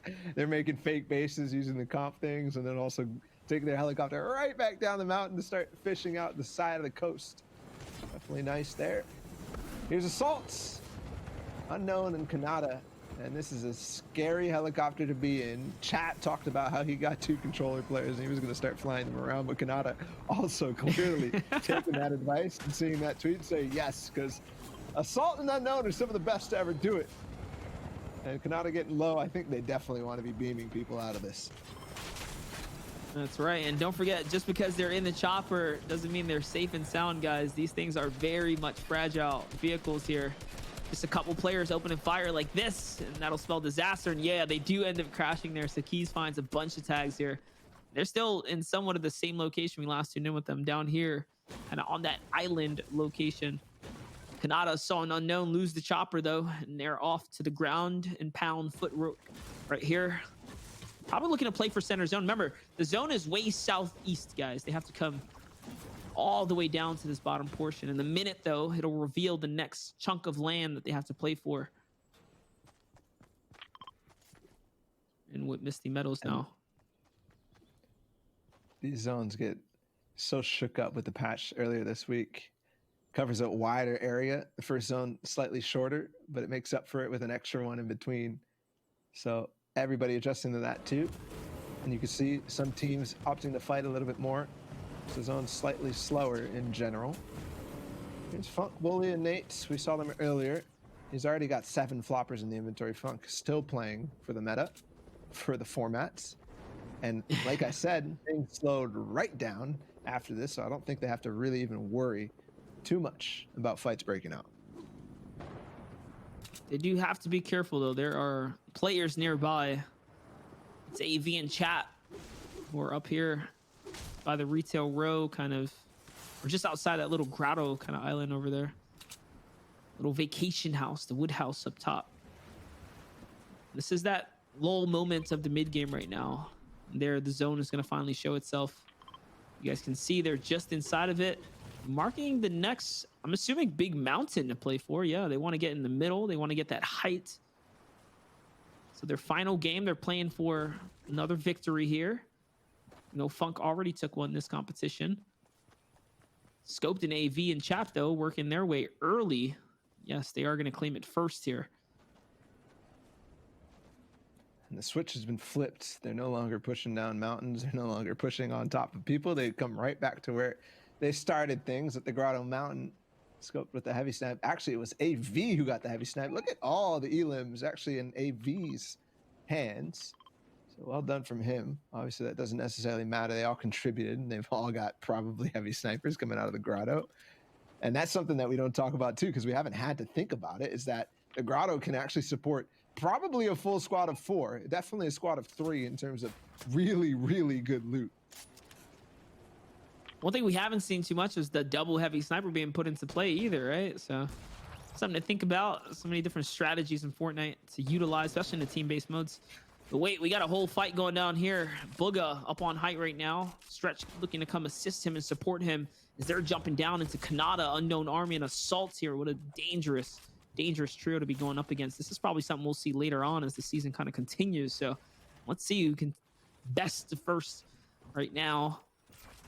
Start setting up these proximity mines, choke pointing anyone inside the base, and it is going to work right there. It's going to find Kanata's going to get hit once right there. You can see his HP's low. Setting more up now. It's kind of crazy here. And yep, Kanata is going to get taken out. Just like that. Bugha's going to find the shot. Commandment's going to find Assaults, and everyone gets wiped up now. That fight's over. That was way easier than I expected for Bugha, Stretch, and Commandment. Leading into that fight, it was against Assault, Unknown, and Kanata. And yeah, sure, they might not be having the most effective day in terms of points. But even on both sides, I would say, still, they just cleaned that up, mopped it up instantly. That was well done from them. And they're actually gonna get the loot to be able to continue possibly another aggressive play. Bugha, Stretch, and Commandment have done that game after game, and we're now down to 14 teams. So what we're used to seeing, which is, players kind of, or teams falling a little bit, but always leaving one solo up alive, is not actually happening in this game. The full wipes are occurring. That's right. You saw Young Cal, Zexro Mac was still in the game. Your third place team right now. Definitely having to kind of be a little more cautious now not to throw the entire run here. AV and Chap have their eyes on them, and they have the natural height, though. Just look at the way the arrows are poised up right there. We'll see if we can jump back into that action in just a bit here. We're going to the other side now. Things are unfolding here in Retail Row. Nate Hill, Funk, and Bully are on the heels of 72, Sap, and Zayt, who are poised up at the basement house right now. Shots are coming in. Bully's only under wood right now. They're trying to pierce through all the builds. It's a sketchy situation to be in. Another rocket. Chase him away, chase him down too, out of Retail Row. This house completely erased, leveled from the ground up. And Nate Hill getting out of Dodge, going right up north, and team's starting to get a little congested on that mountain. We know Chap, AV, and Scoped are up there already. Bully, Nate Hill, and Funk might be joining them shortly if the way that this is playing out with Zayt, Saf, and 72 Hours pushing them right back. It looks like they're going to base up there, though. That means the arrows off to the left of the mountain might be Young Cal, Zexro, and Macwood trying to squeeze around the back half of the mountain. So all of a sudden you have these powerhouse trios really falling and formulating into one another here. You can see just beyond the kind of right there how many other players. No, it's Stretch, Bugha, and Commandment who ended up getting close to the mountain. You can see what happens when you do that. Natural elevation really playing favor to AV and Chap, and they're already down one now. Commandment out, downed right now. Trying to turn things around here. Stretch is going to get in the box with someone. The drum gun, perfect situation to be in. Now Chap, all of a sudden, the tables have been turned. The Scope jumps in to save Chap here. Now it's just left to Bugha, and Bugha finds the big shot onto Scope, then Scope returns the favor. And it's not going to be enough. Bugha actually clutches up right there, saving things for his crew. And now the third party, Zexro, Macwood, Cal, as they kind of masterfully waited behind now, managed to be on the hunt here for Bugha, who they might know is Solo Dolo. That they might. He's going to get the revive off on the Commandment. No, they find him. They get the wall, and Booga tried to stick it to bring up Commandment, but the timing was perfect. And look at that for Zexro, who already has 7 floppers. For Macwood and Calc, who probably have some too. They've just found 2 stacks more. And that's going to be huge leading into this end game, especially if they can take height like they did in games 1, 2, and 3. If they can hold on to that, so there's potential here for another big game out of this team. One thing to think about, that kind of pickup onto Commandment is huge. That's another point that they get in their favor right now. Remember, they had 7 points to take first, so kind of pulling away with a cheeky additional elim right there because Booga got the revive off, so that turns into 2 for that team now, making it a 5-point difference. We'll see, though. Here's Punisher. Nick-A30 in replays hitting some huge ramp-ups over 72.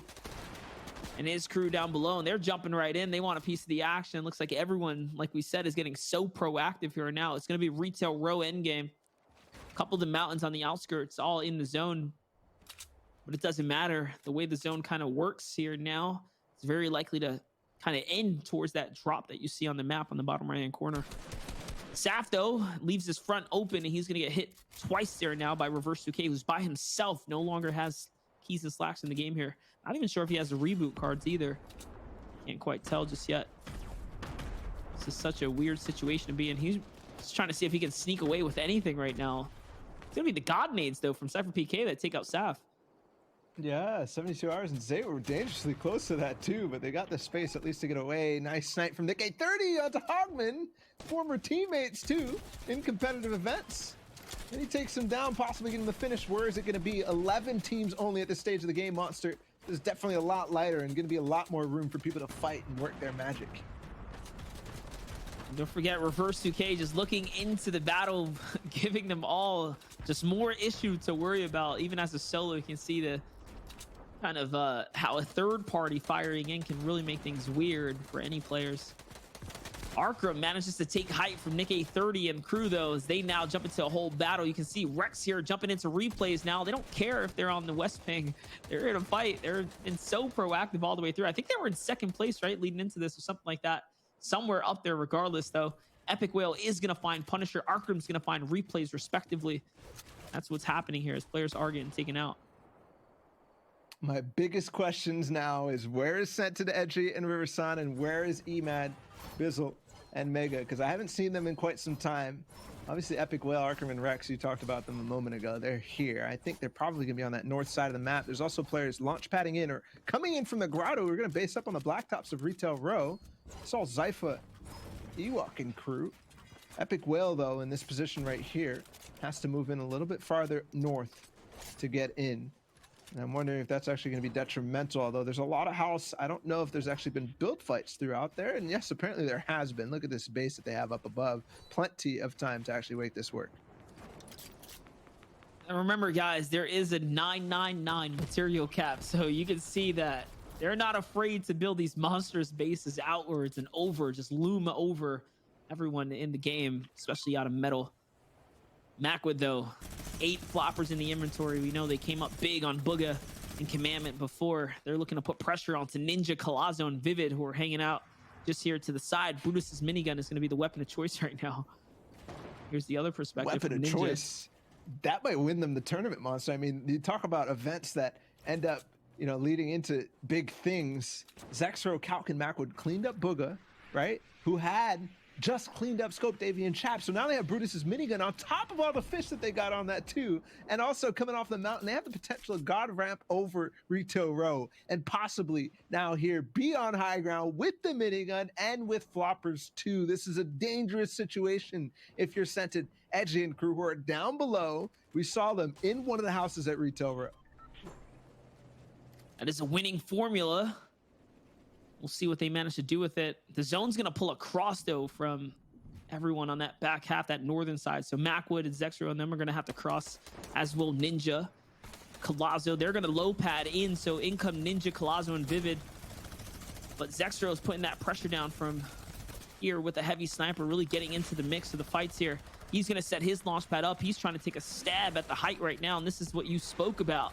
If they can get the high ground with the minigun, that is the formula right there to really take this victory away.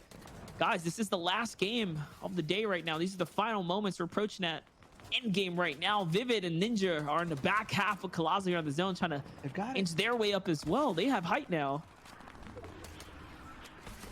They've got height and still the zone too, so they could potentially hold this. They could make it again. Remember, they took out Zexro in the last game, possibly the entire trio. And also Zexro down again. Young Cal frantically trying to throw him in the zone so that he can get this revive off. It is going to work, but do they actually have shields to carry? Because it looks like their entire inventory is floppers. Meanwhile, Ninja, Collazo, and crew are going to stop that possibility of a high ground play by that opponents, because they're definitely way up high and they're controlling a lot of space here from left to right on the map. You got to think about it, that advantage they had with all those extra fish. I mean, they're going to have to use him now to heal up Zexro, so slowly falling behind, slowly losing the lead. They still have so much more work to do if they want to take first place. It's close competition right now. The RPGs coming in though, we call those grief rockets. They're just sending them from across the map. No care in the world. Not like they can do much in their current position now. Ewok, Zypha, Avery looking for more action though. Benny lighting up the feed. AV's lighting up the feed. Commandment is too. Commandment's still up in this game, by the way. Which is definitely interesting, because given what we saw out of Booga and Stretch, there's Macwood, Zexro, and Calc. They're starting to make their play for high ground. They have the mats for it, so might as well. It's all working out right now. They're going to launch pad though, and that could be huge. Although Macwood with Brutus's minigun, this is the key. He can pressure off. Zexro has landed up above Epic Whale, Arkrim, and crew, so they've got it. Meanwhile, by the way, we got the overview. We see Scented, Edgy, and Riversun down below, but what do we do not see is Mega, Bizzle, and Emad. We have not seen them a single time yet. They could still be alive, but I have inklings that they might not be. That was actually a really good take at high ground right there. They sent Zexro by himself with Macwood to apply pressure on Team Ninja here. Now Ninja's crew is late with the rotate. And this is what Macwood was there for, to sit behind and make it that much more difficult. Little does know, it's Zexro and Young Calc already poised up and situated. That minigun, even from this far, is so devastating. You can see Ninja gets taken off the high ground now. He's forced into low. And yes, Collazo gets taken out. Vivid gets taken out now. Ninja, by himself, has to do something big. He has to survive. Can he pull something off the way Funk did? Just squeeze away any points here towards the end game. Zone moving so slow now. Jumps in a cone and just save face to try and stay alive for just a little bit longer. 9 teams remaining here, Bala. This is it. The zone will be collapsing on top of itself here shortly now. This is it. Huge games potentially. There's Rex, Epic Whale, and Arkrim, who were in 8th place. Ewok still up, by the way, in 7th place at 28 points before this game. Potential there. Macwood, Zexro, and Calc, though. What they need to do is 7 points to overtake Mega and Cruz. I think it's pushed by Bully right in the box. Nate Hill there too. They clean up that squad. So Nate Hill and crew, who are in 5th at 35 points, have the potential as well to push up. But we're looking at Scented, Edgy, and Riversun right in front of Ninja right now, who's still, by the way, by himself. Don't forget. So potential for him to rise up the ranks with this last game, it could be huge. They're starting to get to the placement point thresholds too, and 9 teams remaining right now. I'm still looking for Mega and Bizzle. I don't see them. I think they're out, which means a huge opportunity for this team and the team on height of Edgy, Scented, and crew, and Zexro, Macwood, and Calc. That's right. And they don't have a single elim, so these are so crucial to grab right now in order to close the gap, because we know high ground squad is being very active. Look at that. Already 3 elims closing the gap. Might just be tied up with them right now, to be honest. We'll see, though. This is going to be a very close competition. Who's going to be able to steal away the $25,000 for first place? So much money on the line every single week right now. These are the plays, though. These are the big plays that are going to matter right now. That minigun is not only finding its mark with damage, but also just chipping away at all the builds at everyone, giving them so much more to worry about, to focus about. Remember, Calc will be jumping down soon. We've done it time and time again. Whenever they get into these end games, he manages to find his mark whenever he does find himself here. We'll see, though. Here's Edgy. Still no eliminations for this crew, Bala. They need them. That they do. They need them, but they only need to beat out Macwood, Calc, and Zexro right now, because I think the placement points will be enough to overtake Bizzle and crew, though we don't know how many eliminations they got in the game. This is it. The final moments. We're in the last zone. 7 teams up And it's not just 7 teams. Everybody has at least basically 2 players alive. Epic Whale, 5 eliminations. He finds Saf. That's the end of Saf in 72 hours, at least in this game. Arkham still up. He takes out Zexro. Here's Brutus's minigun on high from Macwood, just raining down, but he's already lost both of his members. So these floppers that he has up above, which right now stands at 16, are gonna be huge, but he gets beamed down in HP, 50 lost. So that's a whole flopper gone, and that actually matters when it comes down to this heal ops. The player down now. Ninja in with Riversun. 2 down on the low ground. He's actually getting 1, but Mr. Wiggles, which is scented, holds on, and he has a flopper, bunch of slurpfish, and the bandage bazooka. They went from no eliminations up to 4. Is it going to be enough in there? He finally gets taken out. No more placement points to be given out. Epic Whale is going to pick up that 1 kind of heal there. And you can see it's a 1v1 situation. We know Macwood's probably on height with all the heals. Yes, of course he is. He probably needs this Elim though. 5 only in the inventory. We'll see if it was enough. The Victor Royale, of course, is going to be the 10 points total. This is going to be a close competition at the top, Bala. That it is, and I cannot wait to see the highlights here because Ninja dropped down and took out Scented, Edgy, and Riverstone, or at least started the demise of them so that Epic Whale could finish things off. And it is his tournament, even though he might not be at the top. He has huge implications for the rest of it and who actually wins, because I think that we might have an inkling that it might be Zexro and Calc up on the top. Who knows? They won the game again after. Did they win any games today? I know they lost against Funk Bomb in that 1-1, but I mean, so many things out of Zexro, Calc, and Macwood to praise. I mean, that was a fantastic run. Yeah, and that's what we expected from this trio, specifically a veteran trio. Nonetheless, still all around good games. And like Ninja kind of mentioned before things kind of kicked off, it's all for good fun. We're going to be seeing a lot of these names come back and back. So the story, the rivalries, they'll continue week after week. Right now, though, it is a question of who is in first place right now. Being that we didn't see Emad, we didn't see Bizzle, we didn't see Mega, not even in the mid game. I would only assume they were taken out early amongst us following all the other action. They were actually, struck down. We saw them in the early game, but that was basically it. So they must have, when they made that rotation on the Bizzle, we didn't see them since then. So I don't even know if they made it over to Retail Row. Possibly Unknown and Kanata pushed them possibly around in that area around Lazy Lake, because that's where they had to kind of pass through. So who knows? But a lot up in the air, Monster. I have really no guesses as how this is going to end up, because the eliminations really do play a big factor and big key into how these points are going to end. But I have to say, really fun tournament overall. I'm super thankful to be here providing you guys the coverage, and also thankful for the tournament organizers, Ninja and his crew, for Ninja Battles. And this is only the first out of 6, Monster. Yeah, it's only going to go up and up from here. And as am I, thankful. This has been a crazy competition. Shout out to you for carrying the torch at the start there as well. I mean, it has been quite the day overall, but the sea has settled now and things are kind of cruising along here. Guys, the leaderboards are, of course, being worked on right now. The replays are being cooked up. So if you guys are kind of on the edge of your seat for who took this kind of all the way, we are too. There is no clear winner just yet. It has been close so far. What's on the line here? What's at stake is $25,000 for first place. Big prizing. Put yourself in their shoes, right? The difference between first and second is 15,000. So it's quite a lot there. That it is, and the difference between first and second is only a couple points. Let's take a look at the highlights of that last game. Yes, it started off with a bang, at least in comparison to everyone else, or at least every other game, because we saw fights in Retail Row. We saw this Chap AV and Scoped pushing in quickly onto 2 teams, multiple teams back to back to back, and then eventually ended up going down to a big fight outside of Retail Row, but we'll get to that. Here's AV with his 4 elims out of the early game. Definitely impressive. Yeah, we actually didn't get to see that perspective, so it kind of shows you the difference on the roundabout here. Here's the headshot that Bala was talking about earlier as Bucky takes one for the team right there just on the crossover. He gets clipped one time. Such a fun competition so far. I want to once again welcome and thank all you guys for tuning in to Ninja Battles Week 1 right here. It has been so crazy, Bala.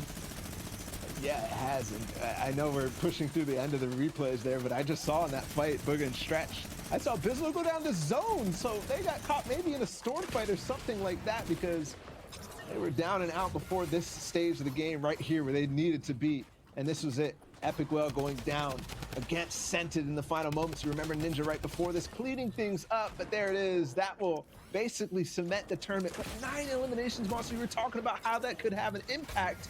It could be huge going forward. But finally, Macwood wins the game with the floppers that he had because of how aggressive everybody else played. It was kind of crazy. Someone pushed Macwood on height too, right? So he didn't get it for free, not by a mile. Once again, being forced to build out with no weapons. That was probably one of the more exciting things we saw today. Oddly enough, right? Amidst all the things that kind of went down here. And again, guys, the leaderboards are being worked on. They're almost kind of ready for you guys. What a interesting last game too. A close one in this series of competition right now. So Bala, I got to ask you, what do you think is going to kind of be happening as the weeks go on, as the mode changes to arenas? Yes. What's up? I think that we're going to see, I don't know, we will possibly see mix-ups in teams. I mean, the captains have the option to switch things up week after week and invite different players. So we could see different teams. We could also see multiple same teams. I think Zexro, Calc, and Macwood, if the way that I think it's going to go for them today goes in their favor, I think they might swing at it again next week when we go back at it with trios. So that could be exciting too. And there's just going to be more. I think everybody's going to start to, solidify their plans there. I mean, the meta, how it's going into this, playing with 20 teams only is something exciting too, that players have to make adjustments to. So it's just going to get better and better from here, Monster. That's right. And you guys at home can jump into the discussion. Use that hashtag Ninja Battles. I seen it being thrown around there. So drop your feels on what you thought of the competition. And only remember, things are just going to amplify from here on out. And guys, there was a tie for first. So we are kind of working through the tiebreaker right now. This is why we wanted to kind of wait and let it marinate, right? Like, because we really want to make sure we're announcing this correctly when we do. That's how close it was, Bala. Wow. It was that tight. That is crazy. And I'm trying to think about what the tiebreaker could be, because we obviously don't know what happened to Bizzle Omega. So it's pointless to speculate, but my goodness, is that, very nice end to what was a hype day overall. I mean, starting off with the first 2 games, it was like, oh, Heel Off is actually really fun to watch. And then as things slowed down, we started to get a little, cooled off with the Heel Off thing. And then we bounced right back up to have a tie game at the end of the tournament. We have to go down to tiebreakers. That's insane. Yeah, I mean, and we talked about, like, did Cal, Zexro, Mac pull a victory royale? We know how much that weighs when it comes down to tiebreakers and whatnot. The second place team that was in a running, right? You had like Scented up there, did they pull one? That's really a question at hand here. And here we go, guys. Leaderboards are underway. Who is going to be your number one? And started things off backwards. Didn't expect that. So we get to get a little build up here, Bala. That we do. And we can see all the performances today and how everybody's going to adjust things moving in to the next day. Here's the 11th to 15th team. Cypher, PK, Hogman, and Biddy end up in 11th. 72 Hours, Zayt, and Saf, surprisingly to me, at least in 12th place. Nick A 13th. Ninja ending in 14th after the last 2 games being the best games. 11 points and then 6 points to clutch up not only placement by Ninja, but also a bunch of eliminations. Don't forget, guys, top 12 was the cutoff for the prizing. So all of these teams are winners in some regard. And, respect as we approach now would be the most exciting part. Who took the Ninja Battles event week 1 right now? We are going to find out. And here it is. The players are loading in. And oh my gosh, it was Zexro, Macwood, the young calculator at the top there. The most points in the last game, 15, Bala. Wow. I mean, that is ridiculous. That is clutch. They had so many things going for them. Of course, the game 4 performance wasn't the best of the best, but they still make it work because their average points were just so high regardless of that. And then with the Victory Royale too, I'm not sure exactly what the tiebreakers are, so I don't want to speak too much to it, but they definitely had basically everything working for them. The fragging in towards the end game, the plays with the floppers to win games, and there you have it. Zexro, Macwood, and Calc are your week 1 Ninja Battles winners. Gotta show some respect and love to that. And man, for Bizzle, Mega, and Emat to not get a single point in that last one, what a heartbreaking kind of turn of events for them, as they had the lead in the competition. But consistency is going to pay itself off right there as you guys see it all unfold on the leaderboard. And so that is the conclusion of that. We are going to see if we can speak to one of the winners. Of course, we want to add some spice and personality to this tournament as well. So we'll see if that can actually go through. But Monster, it was a great day. I mean, your thoughts on basically everything, most memorable moments. That's what I want to hear right now. Yeah, man, this is just a start, the foundation for what is going to be the Ninja battles. The battles that are going to unfold as the weeks go on are only going to get more and more intense. Memorable moments for me, like I said, was that exciting kind of early moment where Funk came out of nowhere. Ops playing a little joke on us. We thought it was all over. Full swing of event right there. Kind of exciting for us to kind of cast over. It was very fun. That was a funny game too, because we get the reveal of how many. We obviously were watching Macwood and Zexro and Calc because they were in the lead, and then they took high ground again, and we reveal Macwood's inventory, and it's, I don't remember how many, 16, 20, something like that, some ridiculous number. We're like, okay, nobody can beat that. I mean, it's GG's. Let's walk away. We already know who wins. And then Funk comes out of nowhere with more, and we didn't see the inventory, but he outlasted by a large margin because 8 floppers by the time Macwood was gone. That's ridiculous, man. That's ridiculous. And we do get to recall the strategy. Calculator was going down, taking all the fights, winning those engagements, and then literally delivering back the fish up to height. You saw him throwing them up through the little hole that they kind of had set up there. So really fishing things out. Like we said, guys, we are trying to see if we can line up some conversation with the champs right now. So we'll see if we can get round up anyone right now. And that's why we're hanging out right now. If you guys are wondering, these events are happening for the next several weeks, every Thursday from here forward. So continue to tune in. I think July 2nd might be the last date of this kind of form of Ninja Battles event, but I'm sure not the last. Things have been very, very fun. And we are mentioning that it is going to get crazier as the arena mode comes around, as the season changes. We'll be seeing so much more crazy competition unfold. Oh man, and looking forward to that too. It's like we don't know what the heck is going to go down. Obviously, Fortnite likes to spice things up, and with the way that they did season 2, there's definitely some adjustments, and that people had to, figure out how to play around. And I think that's definitely going to be a big one moving forward. So we'll see that unfold live in this tournament. So week after week, it's going to be exciting. We do have an interview with Zexro, so let's go ahead and get him up on screen.